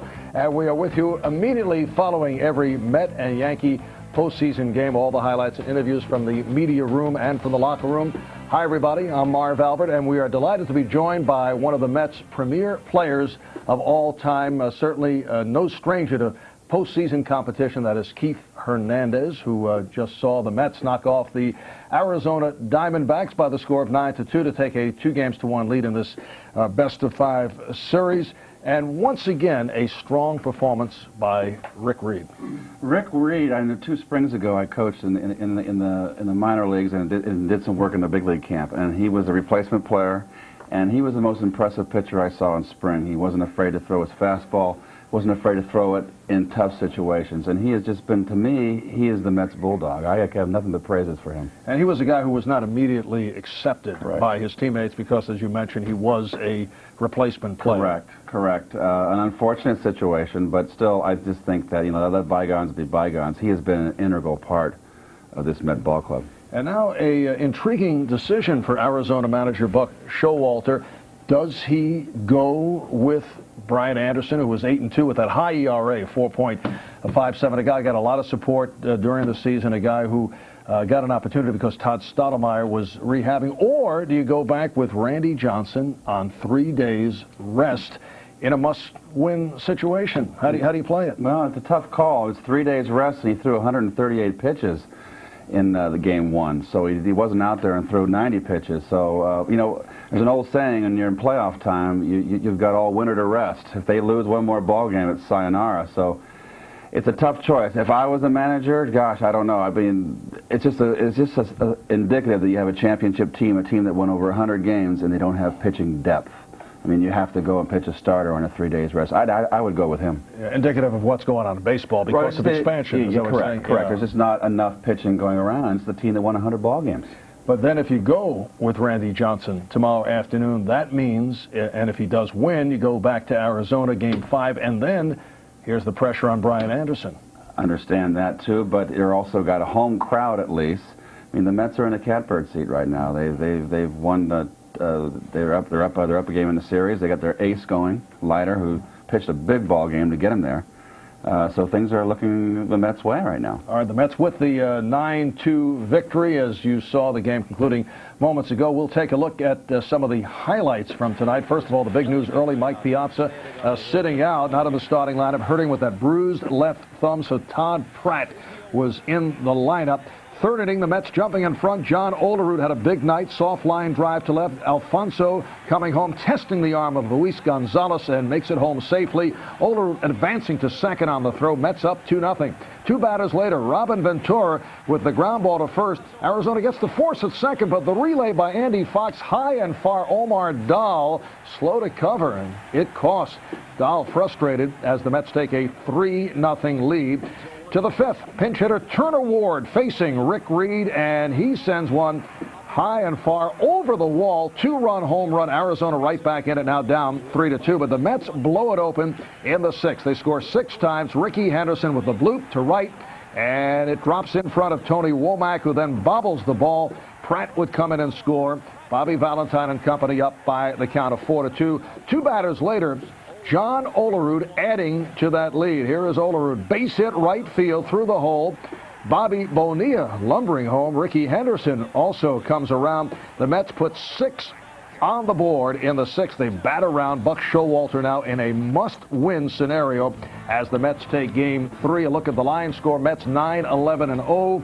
The Diamondbacks 2 runs, 5 hits, 3 errors. Reed wins it. Dahl loses. Olerud 2 hits, 3 RBIs. Ricky Henderson had an RBI and a run scored, and some shaky defense, I would have to say. We were watching the game together, and I know how important it is for you to see good defense, and you were going wild watching the close to wild. Well, Dahl evidently is not a very good fielding pitcher, and we got caught with with Piazza out of the game. Bobby Valentine was forced to have Shannon Dunston in center field. And the ball will always find somebody. He misjudged a line drive before the 2-run home run by Turner Ward. Defense is the name of the game. It's actually, if you look at the Met team, the infield is so tight. They're defensively, and their outfield, we all know, is a liability defensively. And with Piazza out of there, I mean, I guess he had to go. He had Albayani batting fourth, and had to play Dunston because the other 2 outfielders are more or less leadoff hitters or role players, kind of the setup guys in the inning. So Bobby had to change things around. You can't second-guess him for leaving Dunston in the game. It was just the 5th inning. I think if it had been the 6th inning, Dunston would have been out. He would have made the defensive replacements. Right, he brought the defensive guys in later on. All right, we'll take a break, and we'll return with Keith Hernandez, the one-time New York Mets star, joining us here on the set for the Jeep Mets post-game show. Bobby Valentine and his Mets leading the Arizona Diamondbacks now 2-1 on the best of 5. We'll be 25 free rentals. This vintage footage. Keith Hernandez in action and goes opposite field to the hole. Here comes Mookie Wilson around. I remember that. No. I do. I wouldn't doubt it, though. That was the year we had I won that game. It was the bottom of the 9th. I remember. That was either 87 or 85. What was the count on the pitch? I think it was the first pitch. I like to get out of there. It was Daly looking for a fastball, went and got it. And it should be mentioned that Keith will be throwing out the first ball tomorrow prior to the Mets in Arizona in game number 4. I know you're warmed up and you're ready to roll. Huh? I haven't thrown a ball in 3 years. Hopefully they're going to get Gary Carter to come up from Palm Beach, too, so hopefully Gary will be there. All right, Keith, looking at tonight's game, the Mets did it with the heart of the batting order. 2, 3, and 4 on fire. And that was really the difference tonight as you take a look, combination of Alfonso, Olerud, and Agbayani. 5 for 9, 3 RBIs, 5-run score. And look at Arizona. Well, 2 for 11 you can see there with no runs, no production virtually. Now, Alfonso and Olerud have been basically the guys that have been consistent all year for this team. I mean, Ventura had the great year, but he kind of in the end kind of faltered a little bit. But those 2 guys, Olerud and Alfonso, just carried this team all year. They've been the most consistent. Now, the crowd at Shea was pumped, and of course you have been through this. What does it do to the Mets who return home after the split in Arizona, or a club like the Diamondbacks, who, not that the Mets have had that much postseason experience. Some guys have, but for the Diamondbacks, it's like, hey, I can't believe we're here. This is our third year of existence. But what's the effect? Will they be tight in a situation like that? Well, hopefully they're not going to be tight. I always believe, I've been in 2 World Series, but we all went 7, and it's very critical to have a home field advantage, have games 6 and 7 at home. The home field advantage is critical, and Northeast fans, whether they're Philadelphia, Boston, New York, they're just rabid, and they are a 10th man out there. Whereas opposed when you go and play in Los Angeles, it's more laid back. Yes. I know I've never played in Arizona, so I don't know how the fans are in Arizona. They're laid back. All sports. Okay, yes. So this is a whole different breed of cat out here. Fan in Yankee Stadium and Shea Stadium, and it is an advantage. And when the pressure gets going and a pitcher's out there, he's all alone. And he's got a bases-loaded situation. He's got the ball in his hand. He stands there all alone with all those 50-some-odd thousand people screaming and yelling. That can be a tough situation.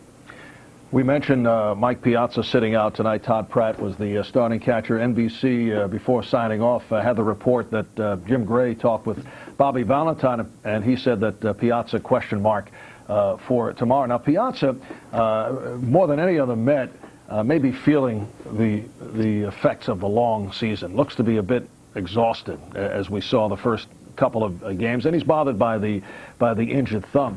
You think he's feeling pressure, though, in the fact that prior to this year, he had been in only a couple of games in the playoffs with the Dodgers, only 2 for 9, struck out 4 times. Does that get into his head at all? Well, I think you'd have to ask Mike. I would say if anybody that I know he's a catcher, and catchers really take the most damage during the course of a season. They got to squat, they got to call games, they also got to hit. But this is playoff time. This is what you're here for. I just can't believe that players would get tired. So I don't think Mike's tired. I mean, if you can't get up for a ball game in a playoff situation, then there's something wrong with you. How do you explain there are certain guys, Randy Johnson, a brilliant pitcher, obviously, had some success in the postseason early on in his career, but has struggled in recent years. Does that begin to get into his head? Now, that can be a problem. He's 0-6 in playoff lifetime with an ERA over 4, which is not Randy Johnson. Now, that can be kind of a whammy on him. That can prey on you because now, hey, I want to get my first win. And now here I am 0-6, and he's pitching the first game against the Mets, and they beat him. That can have an effect. That definitely. Until he gets that first win under his belt, it might be a hard road to go. And it'll be interesting to see what Buck Showalter does, how he handles the pitching rotation. We're told that Buck is at the podium talking to the media, and I'm sure that question will come up. Let's listen in. Yeah, he's going to pitch tomorrow. Certainly there's been thoughts about every possible scenario, including that, but B.A. is our starting pitcher tomorrow. And if we're fortunate enough to win tomorrow, Randy will pitch in Game 5 back in Phoenix.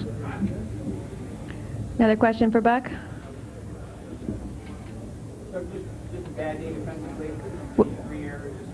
Was this just a bad day defensively? Well, that was one of the things that was made it tough for us. They're a good enough club without giving them some extra outs. Especially anytime at the major league level you give extra outs, you're going to usually pay the price. But we had it from some people who have had great, very stellar defensive seasons. Omar's one of the better fielding pitchers in baseball, and Tony's had a great year in right field, and Foxy's done a good job there. I don't know. I'm not sure. You guys tell me better if he would have been out on a double play. I couldn't really tell from my angle and whether Omar had gotten there in time. But it's a tough play. But no, it certainly wasn't characteristic of the way that we played this year defensively. But what about the contributions that Ricky has given them and the difference between their leadoff guy getting on and yours not? What about the contributions Ricky Henderson has made for their team and the difference between their leadoff guy getting on and yours not? Well, obviously, I'm very, very proud of our leadoff man. He's, we keep talking about a lot of things. We keep coming back to reasons why we're here. Tony's hit the ball 3 or 4 times in this 3 games so far out on the button and had nothing to show for it. Ricky's had some things work out his way. I think the flare snort that he hit to right field was a big hit, and Sack came in, made a great pitch to Olerud and rolled it over for the double play, but yet he found a place and snuck it through. They snuck, seemed like 7 or 8 base hits into some pretty fortunate areas, but that's the way the game goes. But were you surprised by the amount of offense they scored without Piazza? Were you surprised about the amount of offense they scored without Piazza in the lineup? Not really, not the way they scored it. You know, I believe they hit a couple balls hard during the night, and we had some guys who were credited with base home balls during the course of the night that normally doesn't happen with Omar out there. I thought Omar's command and Holmes's command was as good as I've seen it all year this year, tonight. Barry? Buck, back to Ricky. Are you surprised that at 40 he's continued to be such an incredible offensive spark for them? Back to Ricky. Are you surprised that at age 40 he's continued to be such an offensive spark for them? Well, we can change the subject anytime with him. He's a great player. I guess it is surprising to some extent because of it, compared to other people who are 40. I know I couldn't have done it 10 years ago. Well, never could do it, obviously. But he's a great player. He's been doing it for a long time. I remember Don Mattingly telling me in Port Charlotte, my first year in the big leagues, I was asking about some players and saying Ricky's the best player in the game, so don't let him kid you about all these other guys. And you know, he's very quietly taking great care of himself, and he continues to make contributions. And I know that he's been a real thorn for us, as we hope Tony can be for them tomorrow.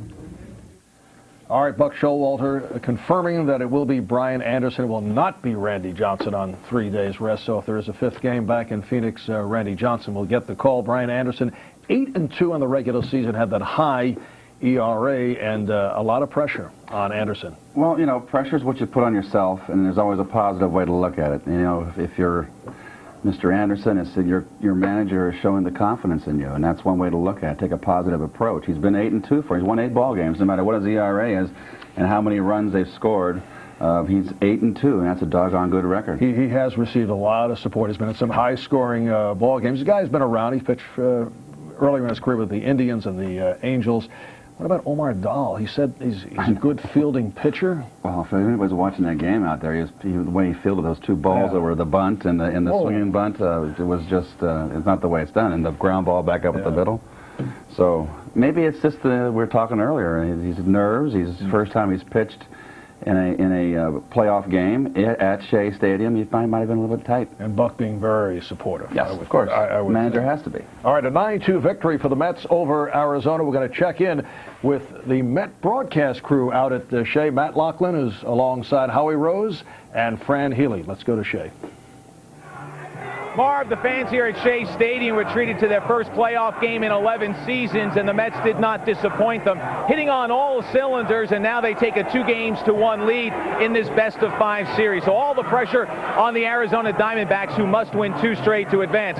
Fran Healy, a couple of offensive stars. First, let's talk about John Olerud, who struggled down the stretch, but has picked it up here in the division series. And, Matty, as you know, very important. Mike Piazza missing a ball game tonight. Really negative news for the Mets, but John Olerud once again stepped up and in a big way, was swinging a hot bat, driving in runs and getting hits, and they can't win without Piazza unless a guy like Olerud picks up the slack. And we talked about it following the game on Wednesday night. Ricky Henderson's motor's running, and he did it again tonight. Yeah, we were talking about keeping the engine running, and his engine is really running. He had 3 hits in tonight's ball game, and you know, it just changes the complexion of the game. If you're a catcher or a pitcher and he gets on base, even if he doesn't steal, you know in the back of your mind there's a possibility, so you start to call a ball game because he's on base. You're calling more fastballs, allowing the hitters to get better pitches to hit. All right, now Howie Rose, people will talk about big hits, but it was little ball that helped the Mets to the win tonight. Yeah, and I think a lot of little things about this game, Matty, that may not stand out right away, especially in a 9-2 game. Tony Womack, you know, you're talking about Ricky Henderson, their leadoff guy, Tony Womack, who led the league in stolen bases. He's only got 1 for 13 the first 3 games. They've kept him off base. Omar Dahl, after the double play in the second inning, he's ahead of Pratt 0-2, but he loses him. He walks him. Ordonez gets a base hit. That gets the Mets rolling offensively. Obviously, the Diamondbacks kick the ball around all night and look a little bit tight, I think, playing in front of the Shea Stadium crowd. Another thing to remember, should it go as far as a 5th game, Oral Hershiser getting an inning, what looks like a meaningless inning tonight in the top of the 9th inning, may come back in the Mets' favor if he's needed long, not so much tomorrow, but certainly if there's a Game 5 on Sunday. And Rick Reed, so strong in his last regular season outing, came through with another good performance tonight. Combine that with the offense, and as I mentioned earlier, the Mets hit on all cylinders. Again, 6 solid innings from Reed. He wasn't overworked. If it gets down to a 5th game, and certainly the Mets hope they could end this thing tomorrow, they're going to have a lot of people fresh and ready to go and playing well. All All right, Mark, we'll have plenty of reports from the clubhouse as the Mets take this 2-1 advantage. But for now, we'll send it back to you at the sports desk. All right, thank you, Matt. And Keith, they were talking about the efficiency of Rick Reed, and you touched on it earlier. Very, very solid performance tonight. He's got good stuff, good control, good command of all of his pitches. But like I said, he pitches aggressive. He's not afraid to throw his fastball, and he throws inside the hitters. It's just critical for a pitcher to establish inside on hitters, and he throws inside. What is impressive, 105 pitches thrown in the 6th inning. How about that? 69 to strikes. He throws strikes. He's got great command, and he knows what he's doing. And I liked him from the day I saw him 2 years ago. All right, moments ago, Matt Loughlin talked with Rick Reed. Let's pick it up. Rick Reed picks up the win. 6 innings of work, 4 hits. Rick, this is kind of a pressure game in many ways. Either you take a 2-1 lead or you're down 2-1. How did you feel out there on the mound? Well, I felt pretty strong. You know, I wanted to come in yesterday and play a little catch, do some running, but I took the whole day off. And I started the game stronger than I would have liked, but well, I'm just glad it worked out. When you say stronger than you would like, what do you mean? Well, I wasn't hitting my spots like I did against Pittsburgh the other night, and I struggled with my breaking ball, but when I had to make a pitch, I made it and got out of one jam there with runners at first and third with 2 outs. And that was big, but well, I wish I could have taken back that curveball to Turner Ward. Well, of course, that was the big blow. The only 2 runs scored in the game by the Diamondbacks, that pinch hit home run. You were able to keep Tony Womack. In fact, his staff in the 3 games has kept Womack off base. What's the key there? Well, I think we're making good pitches to him. I know early in the season we weren't making very good pitches, and he was getting on base and causing all kinds of havoc on the bases. And you know, if we can keep him off base, that's just one less thing we have to worry about. That's one tough lineup over there that you have to worry about anyway. But if we can keep him off base and keep him from stealing, and I think we'll be okay. All right, Rick, congratulations. Thank you. All right, Matt Loughlin talking with Rick Reed, who did the job, picked up the win tonight for the Mets. Keith, there was a story on the wires regarding Mike Piazza, who sat out tonight's game and is a question mark for tomorrow. Apparently, he was given a cortisone shot for that injured thumb, and it backfired. The thumb became swollen and stiff as a board, it says here, leaving him unable to grip his bat or squeeze his catcher's mitt.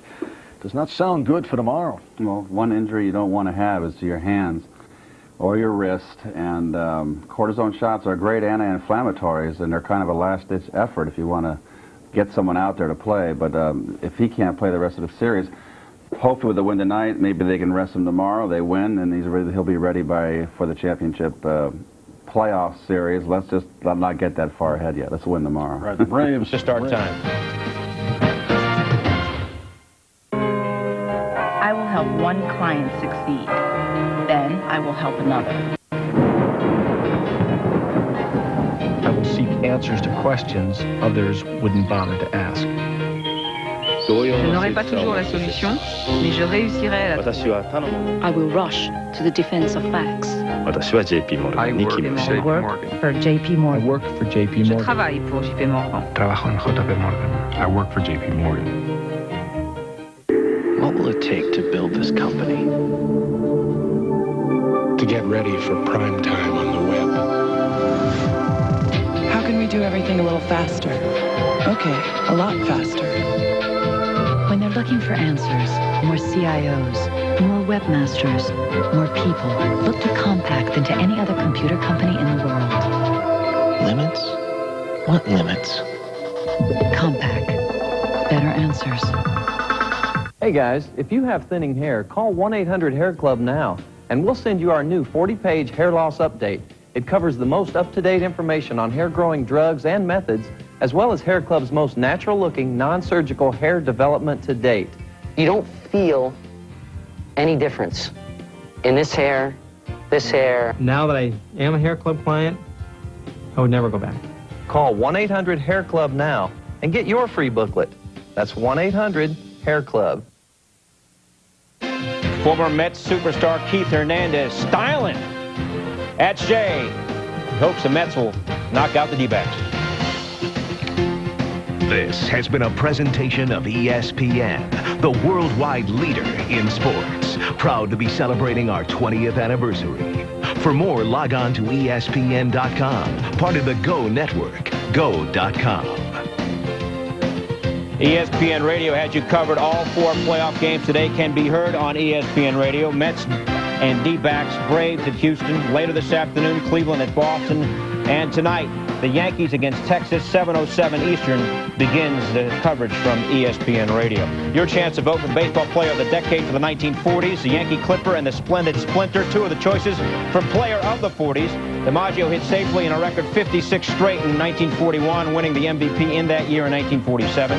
Ted Williams, the last man to hit 400, hit 356 in the decade. Log on in and vote on ESPN.com. We'll announce the winners for each decade as part of the Players' Choice Awards, broadcast live from the Hard Rock Casino in Las Vegas, Friday night, November 5th at 8:30 p.m. Eastern Time. So the Yanks in Texas, also keep in mind, they go tonight on NBC. Roger Clemens will be pitching in front of a lot of home folks. He, of course, is a Texas native. He's been pressing all year. Will this cause him to press even more? No, I don't think so. Listen, he's got something to overcome. But remember, in these 9 starts in which he has only 1 win in the postseason, only once has he allowed more than 3 runs. He hasn't exactly pitched badly. All right, so that will do it for us. For Peter Gammons, I'm Bill Pito. Thanks for watching. Coming up on ESPN2, it's the Mets in Arizona. Over on ESPN, it's Houston and Atlanta. Both series could be over by the end of the day. Have a great day. Enjoy the baseball, everybody. Gentlemen, is your pitch. Welcome to Shea Stadium, where the New York Mets are trying to advance in the postseason for the first time since 1986. Can they get the job done? The following is an exclusive presentation of ESPN, the worldwide leader in sports. Game 1 in the desert. The feel-good Mets, the last ones to the party, are simply feeling no heat. In a New York minute in the 9th. Fonzie slam makes it 8-4. The unit is unplugged, and the D-backs are backed into a corner. But in Game 2, the Mets' October magic took a night off, thanks to the guts of Todd Sotomayor and the wood of Steve Finley. 7-1 Arizona, and an eagerly awaited cross-country flight. New York, just like I pictured it. And in Game 3, it was the Mets who turned venomous. A 6-spot in the 6th salted it away. When the carnage ended, it was 9-2. The D-backs are peering over the edge of the Grand Canyon, while the Mets are 1 away from singing, "Excuse me while I kiss the sky."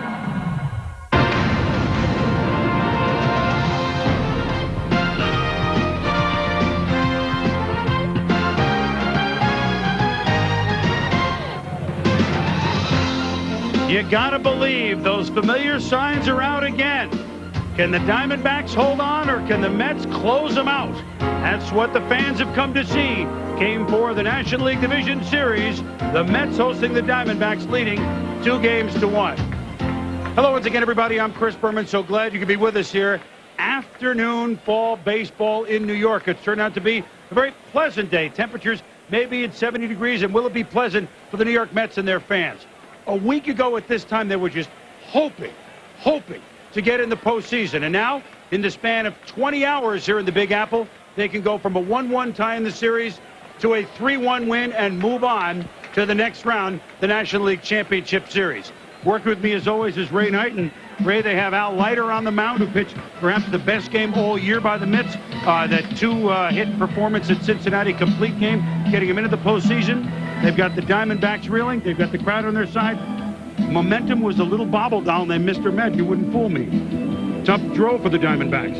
It's a tough draw for the Diamondbacks, but I think this is a great matchup for them. This year they had the best records in all of baseball against left-handed pitching. They also are a dead red fastball hitting ball club. Al Leiter throws almost everything hard. Al Leiter does not hold runners on well, does not fill his position extremely well. So if he's not on, if he walks a lot of people, these guys have very good eyes. They can drive in a lot of runs and hang up some crooked numbers. So I'm not so sure. And then they're staring in the eyes of Randy Johnson if they don't win this game. So I think there's a lot of pressure right here on the Mets today to close this thing out. Well, who they already beat once, however, but they would like not to try it again. Now, Buck Showalter, as we go down to our Buck Martinez, has been very clear all along. I am not pitching Randy Johnson until Game 5, especially after 138 pitchers in Game 1. But for the fan out there, Buck, Should they be surprised if they don't go down 2-1 to the big unit? Well, I don't think so. I think the big thing about what Buck Showalter has said all throughout this series is the fact, why do you use Randy Johnson when he's pitching on 3 days rest? I have to have somebody else pitch well, and today, of course, that's Brian Anderson. And the thing about Brian Anderson, this club has a lot of confidence in Anderson. He's not lost since the 19th of July. He's pitching as well as anybody on their staff right now. He has postseason experience. In '97, he pitched in the postseason championship with the Indians. He's got experience. He understands the significance. And the Diamondbacks as a team are confident that Brian Anderson can force a Game 5. Well, one thing, Buck, that the Diamondbacks have going for them is that Mike Piazza will not be catching tonight. This afternoon, it's Todd Pratt again. That thumb's still badly inflamed. He took some batting practice. Only in a dire emergency would he pinch hit, which means we're not going to see Mike Piazza this afternoon. But it didn't hurt the Mets last night. They won it 9-2. Can Al Leiter close the deal? Brian Anderson goes for Arizona. The Mets dreaming about moving on. The Diamondbacks want to go home tied at 2. Hi, I'm Doug Flutie, pro football player and father of an autistic child. I started the Doug Flutie Jr. Foundation to help less fortunate families of autistic children get the support they need. Here's a way you can help. Just dial 1010-220. All calls up to 20 minutes are only 99 cents, and 1010-220 will make a donation to the Doug Flutie Jr. Foundation every time you use it. So dial 1010-220, get up to 20 minutes for only 99 cents, and help some great kids at the same time. It's a win-win situation.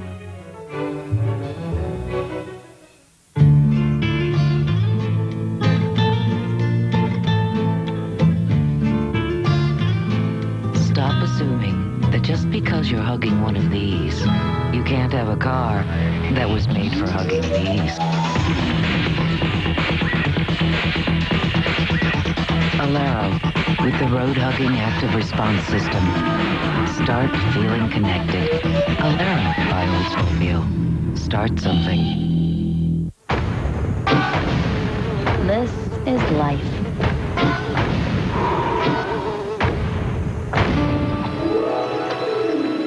This is getting every mile you can out of life.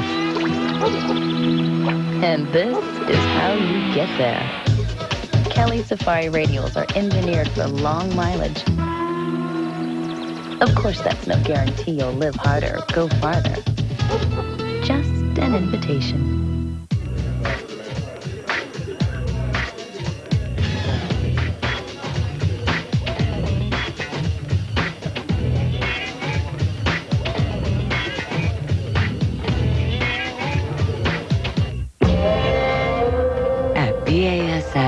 We don't make the car, we make it more colorful.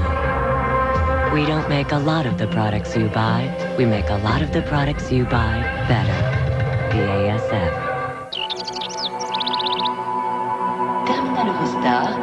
I will never let good interfere with great. I will do more than what's expected. I will not always have the solution, but I will always find it.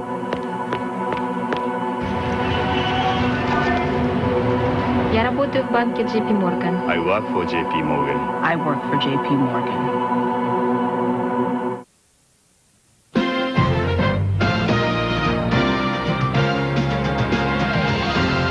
ESPN's coverage of the divisional playoffs is brought to you by AT&T. It's all within your reach. And by Quaker State, for protection beyond 3,000 miles under any driving conditions.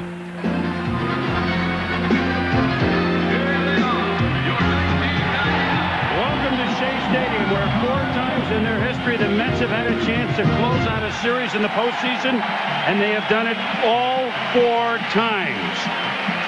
A hero's welcome last night and a hero's welcome this afternoon. And Ray, you know the feeling. These fans can really kind of pep you up and get make even you a 4-3 track roadster, huh? I don't know about 4-3, but they are a big part of this ball club, a big part of this organization, and a big part of winning ball games when the ball games are in balance, especially for the home team. I don't think it really bothers the oppositional team, but they can really get you going. Buck Showalter certainly knows the crowds in New York, having managed the Yankees in the postseason of '95 as a wild card team. 35-game turnaround this year for the Arizona Diamondbacks, the most in the history of baseball. And Buck's Pepsi lineup is the lineup that won against the lefty Kenny Rogers in Game 2, 7-1. So it feels good about this one. Tony Womack, a mere 1 for 13. He's at shortstop in this lineup, leading off, of course. Jay Bell, 3 for 12, hitting second.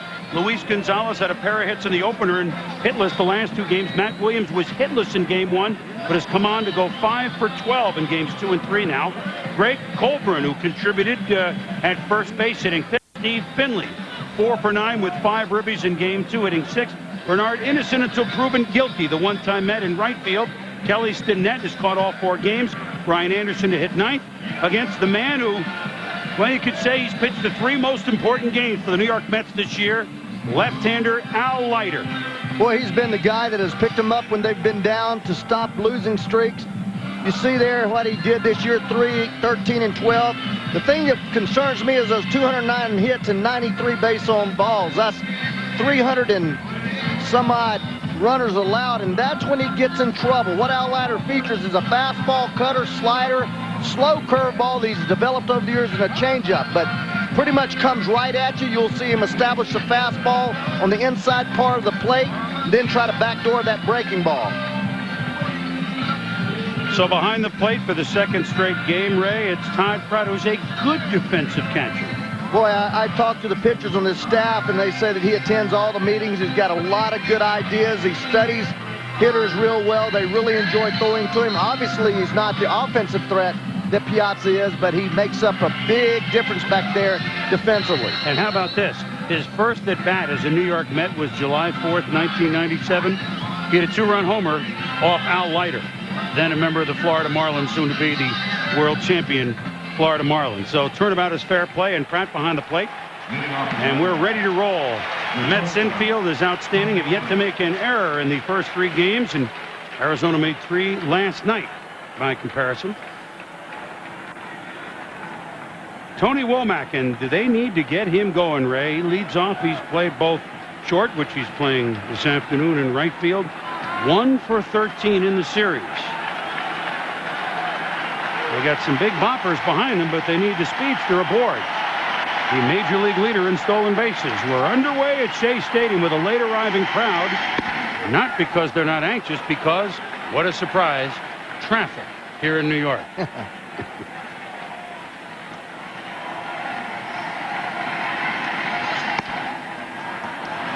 Well, I think a big key, Chris, is to be patient with Al Leiter. He'll throw 125, 130 pitches a game. And he has a tough time commanding that fastball sometimes. I think the key pitch today's game will be the 1-1 pitch. If he gets behind 2-1, he has to come with that fastball right in there. If he's ahead 1-2. In there for a strike. We should tell you that Jerry Davis is the home plate umpire. Jerry does a good job back there. The veteran Bruce Fremming is at first. Jerry Meals at second. Mike Winters at third. Charlie Williams and left. Rich Riker is the right field umpire. A lot of complaints, grumbling by the Diamondbacks. Riker's job behind the plate last night. Right or wrong, that's how they feel. But they feel good about Davis behind the plate. This is the crew that worked games 1 and 2 in the Houston-Atlanta series. Then the umpiring crew switched. Boy, it's been a maelstrom for Bobby Valentine just when things are going good. We'll explain that in a moment as Womack sends Darryl Hamilton back a long way. But Hamilton in there for his defense. Not necessarily would you put the lefty in against the lefty Anderson. But with Leiter pitching, a fly ball pitcher, Bobby Valentine said, no question, I want Hamilton in center field, and there is 1 out. Well, Hamilton takes great routes to the ball. You see him very seldom having to adjust the angle that he has once he sees the ball go up. Here, Al Leiter reacts. It's just a little fly ball out there, big man. Yeah, but to the little guy, he's going, oh. It is humid, 90% humidity today. I mean, it seems like not an October day, more like not August, but a early September or a late May type of day. So the ball might carry a little better than you might normally think here in New York at this time. This is Jay Bell with a 1-0 pitch by Leiter, and it's 1-1. Bell is 3 for 12, and the subway, one of the way you can get here to Shea Stadium. And those fans wish it got here about 10 minutes before, but they'll be streaming on their way in. Now it is 2-1 to Bell, who has been in these sort of situations earlier in his career with the Pittsburgh Pirates. He said he's been up a game, down a game, facing elimination with the Pirates. So he seemed quite at ease, and the count is 2-2. Yeah, and Jay Bell chasing the fastball in right there before the game. He said that Al Leiter has always worked him in. Today he was going to try to look for the ball out over the plate. There he chased the ball inside. Another pitch inside. So sometimes you go up there with a game plan, and the pitcher just won't allow you to do it by throwing relentlessly on the inside part of the plate, making pitches in there, and then you get behind 0-2, 1-2, and you have to start hacking at those balls just to try to stay alive and work for a better pitch. Crowd into it early, as you might expect here in the Apple. Fouls that away and keeps it at 2-2. Bell this year with 38 home runs, the 7th second baseman to hit 30 home runs. The record for second baseman, 42 by Rogers Hornsby and by Davey Johnson. So what a year for him at the plate. A little more power in the first half of the season than the second half, but dangerous. But as you mentioned, he will wait. 112 RBIs out of the second base slot is a bonus I think any manager would take. I know.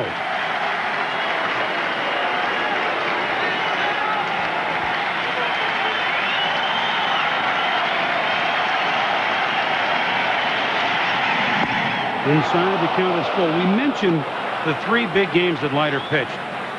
Well, let's look at the pitch here. We mentioned how Leiter likes to pound him inside. This is the 5th pitch, every one of them inside. Only one of them a soft breaking ball, 2-2. There's a 5th with 6 pitches, all inside, just the way Jay Bell expected Al Leiter to do, able to lay off those last 2 and draw a walk. So he drew a walk. Leiter ended an 8-game losing streak the day after 3 coaches were fired on June 6th when he beat the Yankees and Clements in New York at Yankee Stadium. And then he ended a 7-game losing streak, winning the middle game of that home series. Seems like about 8 years ago now. That home series about 10 days ago against Atlanta, the Wednesday game on the 29th of September. And then, of course, a gem, the 2-hit, 7-strikeout complete game performance in Cincinnati Monday night as the Mets won 5-0 to enter the postseason. Luis Gonzalez, who roped the ball in Game 1 for a home run and a double, has been hitless since. Looks at strike 1. There goes Bell. And Bell was not that fleet of foot. Pratt shows the gun. I think they tried to catch the Mets napping, but he did not have a great jump rate. He did not have a good jump. You remember he fouled that ball off of his instep on the second pitch on the hard breaking ball down and in. But you see right here, there he goes. He goes on the first move there, but he just doesn't look like he's running real well. Perfect throw here by Pratt. A little up, but easily nailing Jay Bell. So Arizona gambling, trying to get some runners in scoring position for their big boppers. It fails. And now the count is 1-2 to Gonzalez, who had, what a great year he had this year. 30-game hitting streak, all-star, led the league in hits with 206, but the fans will have none on it. And I think that's a good move there to try to steal an Al Leiter early. The last 2 years, 52 out of 60 attempts have been successful. That's over 87%. Sky to right center. Agbayani and Hamilton there. Agbayani called for it, but Hamilton said, hey, tell you what, big fella, let me handle it. So 2 fly ball outs by Leiter and a gun out by Pratt. Brian Anderson will try and tame the Mets here at Shea. Remember life in the fast lane? I do. First you meet, then you get married, and things slow down. Yeah, right. To help you keep up, drive the supercharged Regal GS Sports Sedan. Plenty of room, standard traction control, and the most power in its class. Get up to $35.67 average finance savings with 1.9% APR financing for 60 months on 1999 Regals. Official car of the supercharged family. Now through Monday at Zales, we're having a diamond sale where you can get up to 50% off and more throughout the store. Like this beautiful 7-carat diamond bracelet for just $9.99. Now through Monday at Zales, or shop online at Zales.com. Is your dandruff sending the wrong signals? Get Selsun Power. Doctors recommend Selsun Blue. So don't send the wrong signals. Get Selsun Power. Tonight on ESPN at 7, Georgia at Tennessee, 10, College Game Night, and at 11, Sports Center. On ESPN2 at 7 RPM tonight, at 7:30 NFL Tonight, and at 8, Clemson at NC State. And on ESPN Classic at 6, the 86 Campbell Conference Finals, 8, Behind the Fights, and at 9, College Basketball Classics. Do you have all the ESPN networks? Nothing doing for the Diamondbacks in the top of the first. Chris Berman, Ray Knight, Buck Martinez, so glad you could be with us. Game 4 of this National League Division Series. And Bobby Valentine, well, said if they didn't make the postseason a week ago, get rid of me. I said that about 2 weeks ago, then all of a sudden they're in it. Then stories come out, Sports Illustrated, and maybe kind of rekindled a little flame or two there in the locker room, although he says there's nothing to it. A couple guys that don't like me probably still don't like me, and the guys that like me still do. The Pepsi lineup, Ricky Henderson, the incomparable one, 5 for 11 in the series, leads off Edgardo Alfonso, the hero, game 1, hitting second. John Olerud, 5 for 12 in this series, been great against lefties, not the case in the regular season. At third, the young man from Honolulu, Benny Agbayani, hitting fourth. Robin Ventura Highway hitting fifth. Todd Pratt at sixth.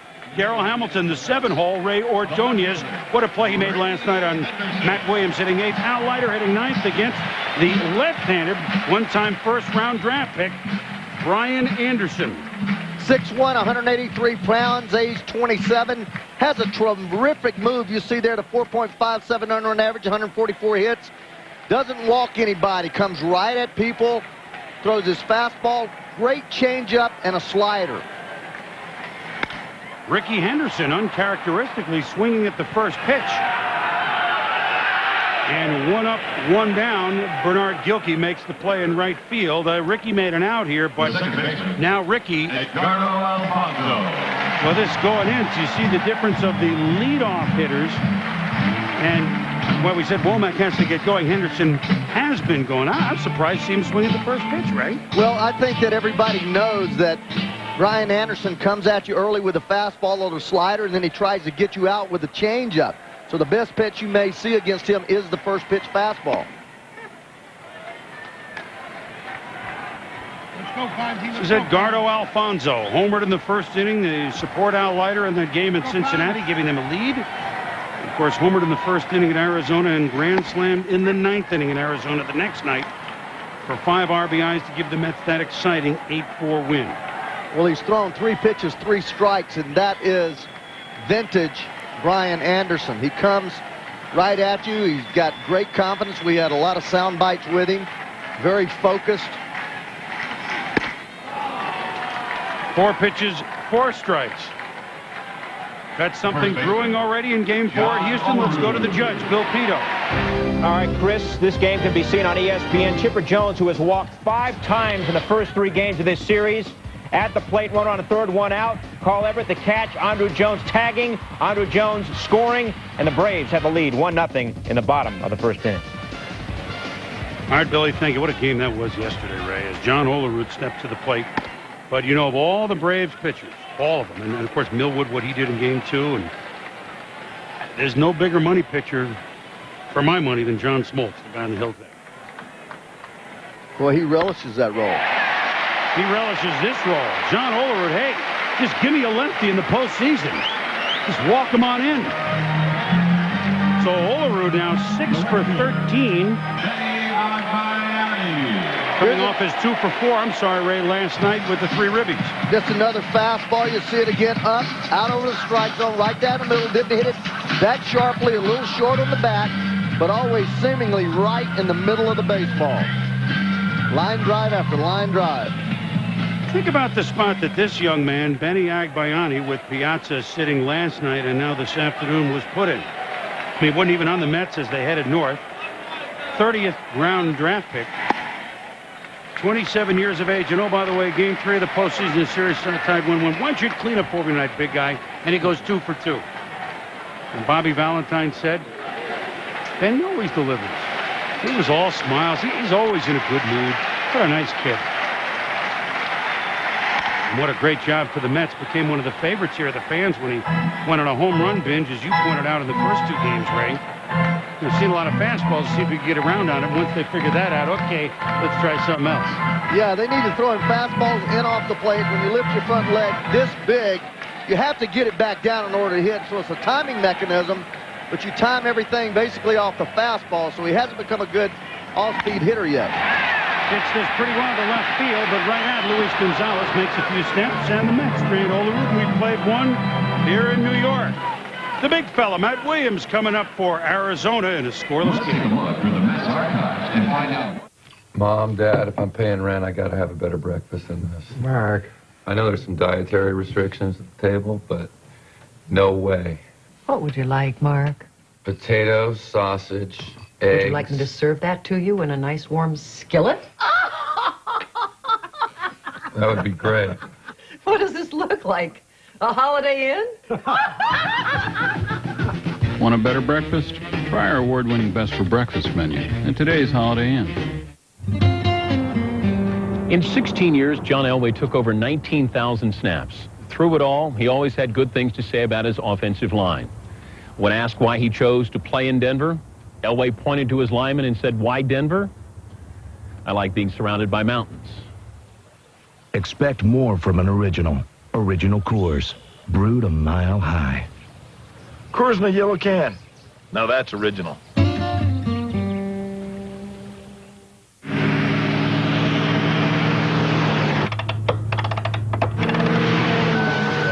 With technology unavailable in any other SUV, just how smooth is the ride of the new Land Rover?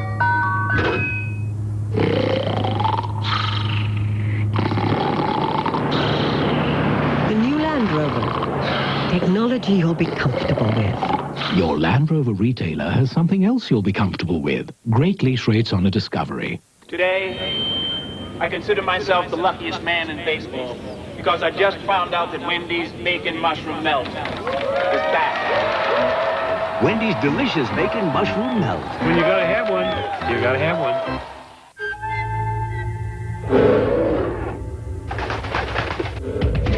If you think all ATVs are created equal, you've never ridden a Yamaha.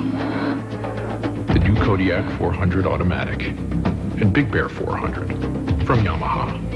'Cause out here, bears rule. Now, for a limited time, get low monthly payments on every Yamaha ATV and a great deal on a winch blower generator with select models. Everybody out here at Shea. Susan Sarandon, of course. Durham Bulls, of course. Tim Robbins, family, joined the game. I can't believe how nice it is, Ray. I mean, it was 30 degrees the other night when we got back on Thursday night. But this morning was 50, a little rain, a little north of here, and temperatures in the low 70s. A gift, believe me, on this Columbus Day weekend Saturday. Matt Williams leads off. Candidate for MVP. Hitless in the first game, 3 hits in game 2, 2 hits last night, but the big number for Matt Williams, this will be out of play, no RBI in the postseason. Yeah, Matty, when we talked to him prior to the ball game today, said he had great respect for Al Leiter. I said, what does he feature? Fastball, slider, cutter, and he says, Ray, he throws me 6 different pitches. And that's the only guy out there that I talked to that mentioned a fastball that runs away, a high fastball, a cutter, a slider, a big curveball, and a straight changeup that he features to Matt Williams. So, chopper to his third base opposite, Robin Ventura. And Williams is gone here in the second inning. And Buck Martinez, let's bring you in now. And how does it get a catcher like Todd Pratt, doesn't play much, to gun out the first guy that runs on him in the first inning? Well, Chris, you always have some doubts whether or not you can make a good throw. You haven't played an awful lot, but look at the throw from Todd Pratt right on the money to Ordonez, and they gunned down Jay Bell, and that's a real big confidence booster. It's a good way for him to start the ball game in the first inning.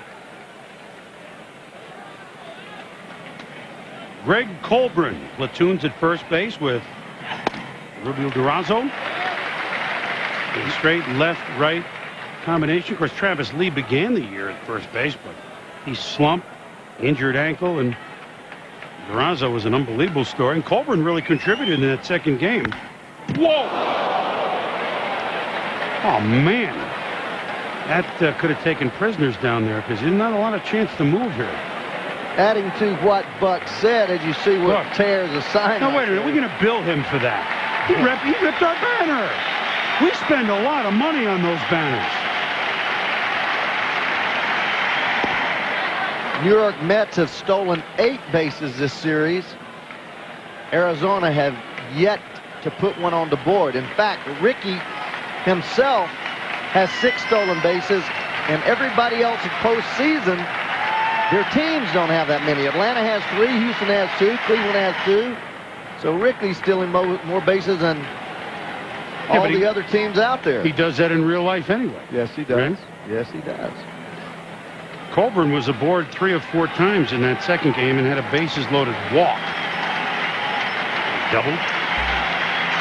2-2 the pitch from Al Leiter. That'll be foul unless it hits a pebble and goes back. Well, which could happen.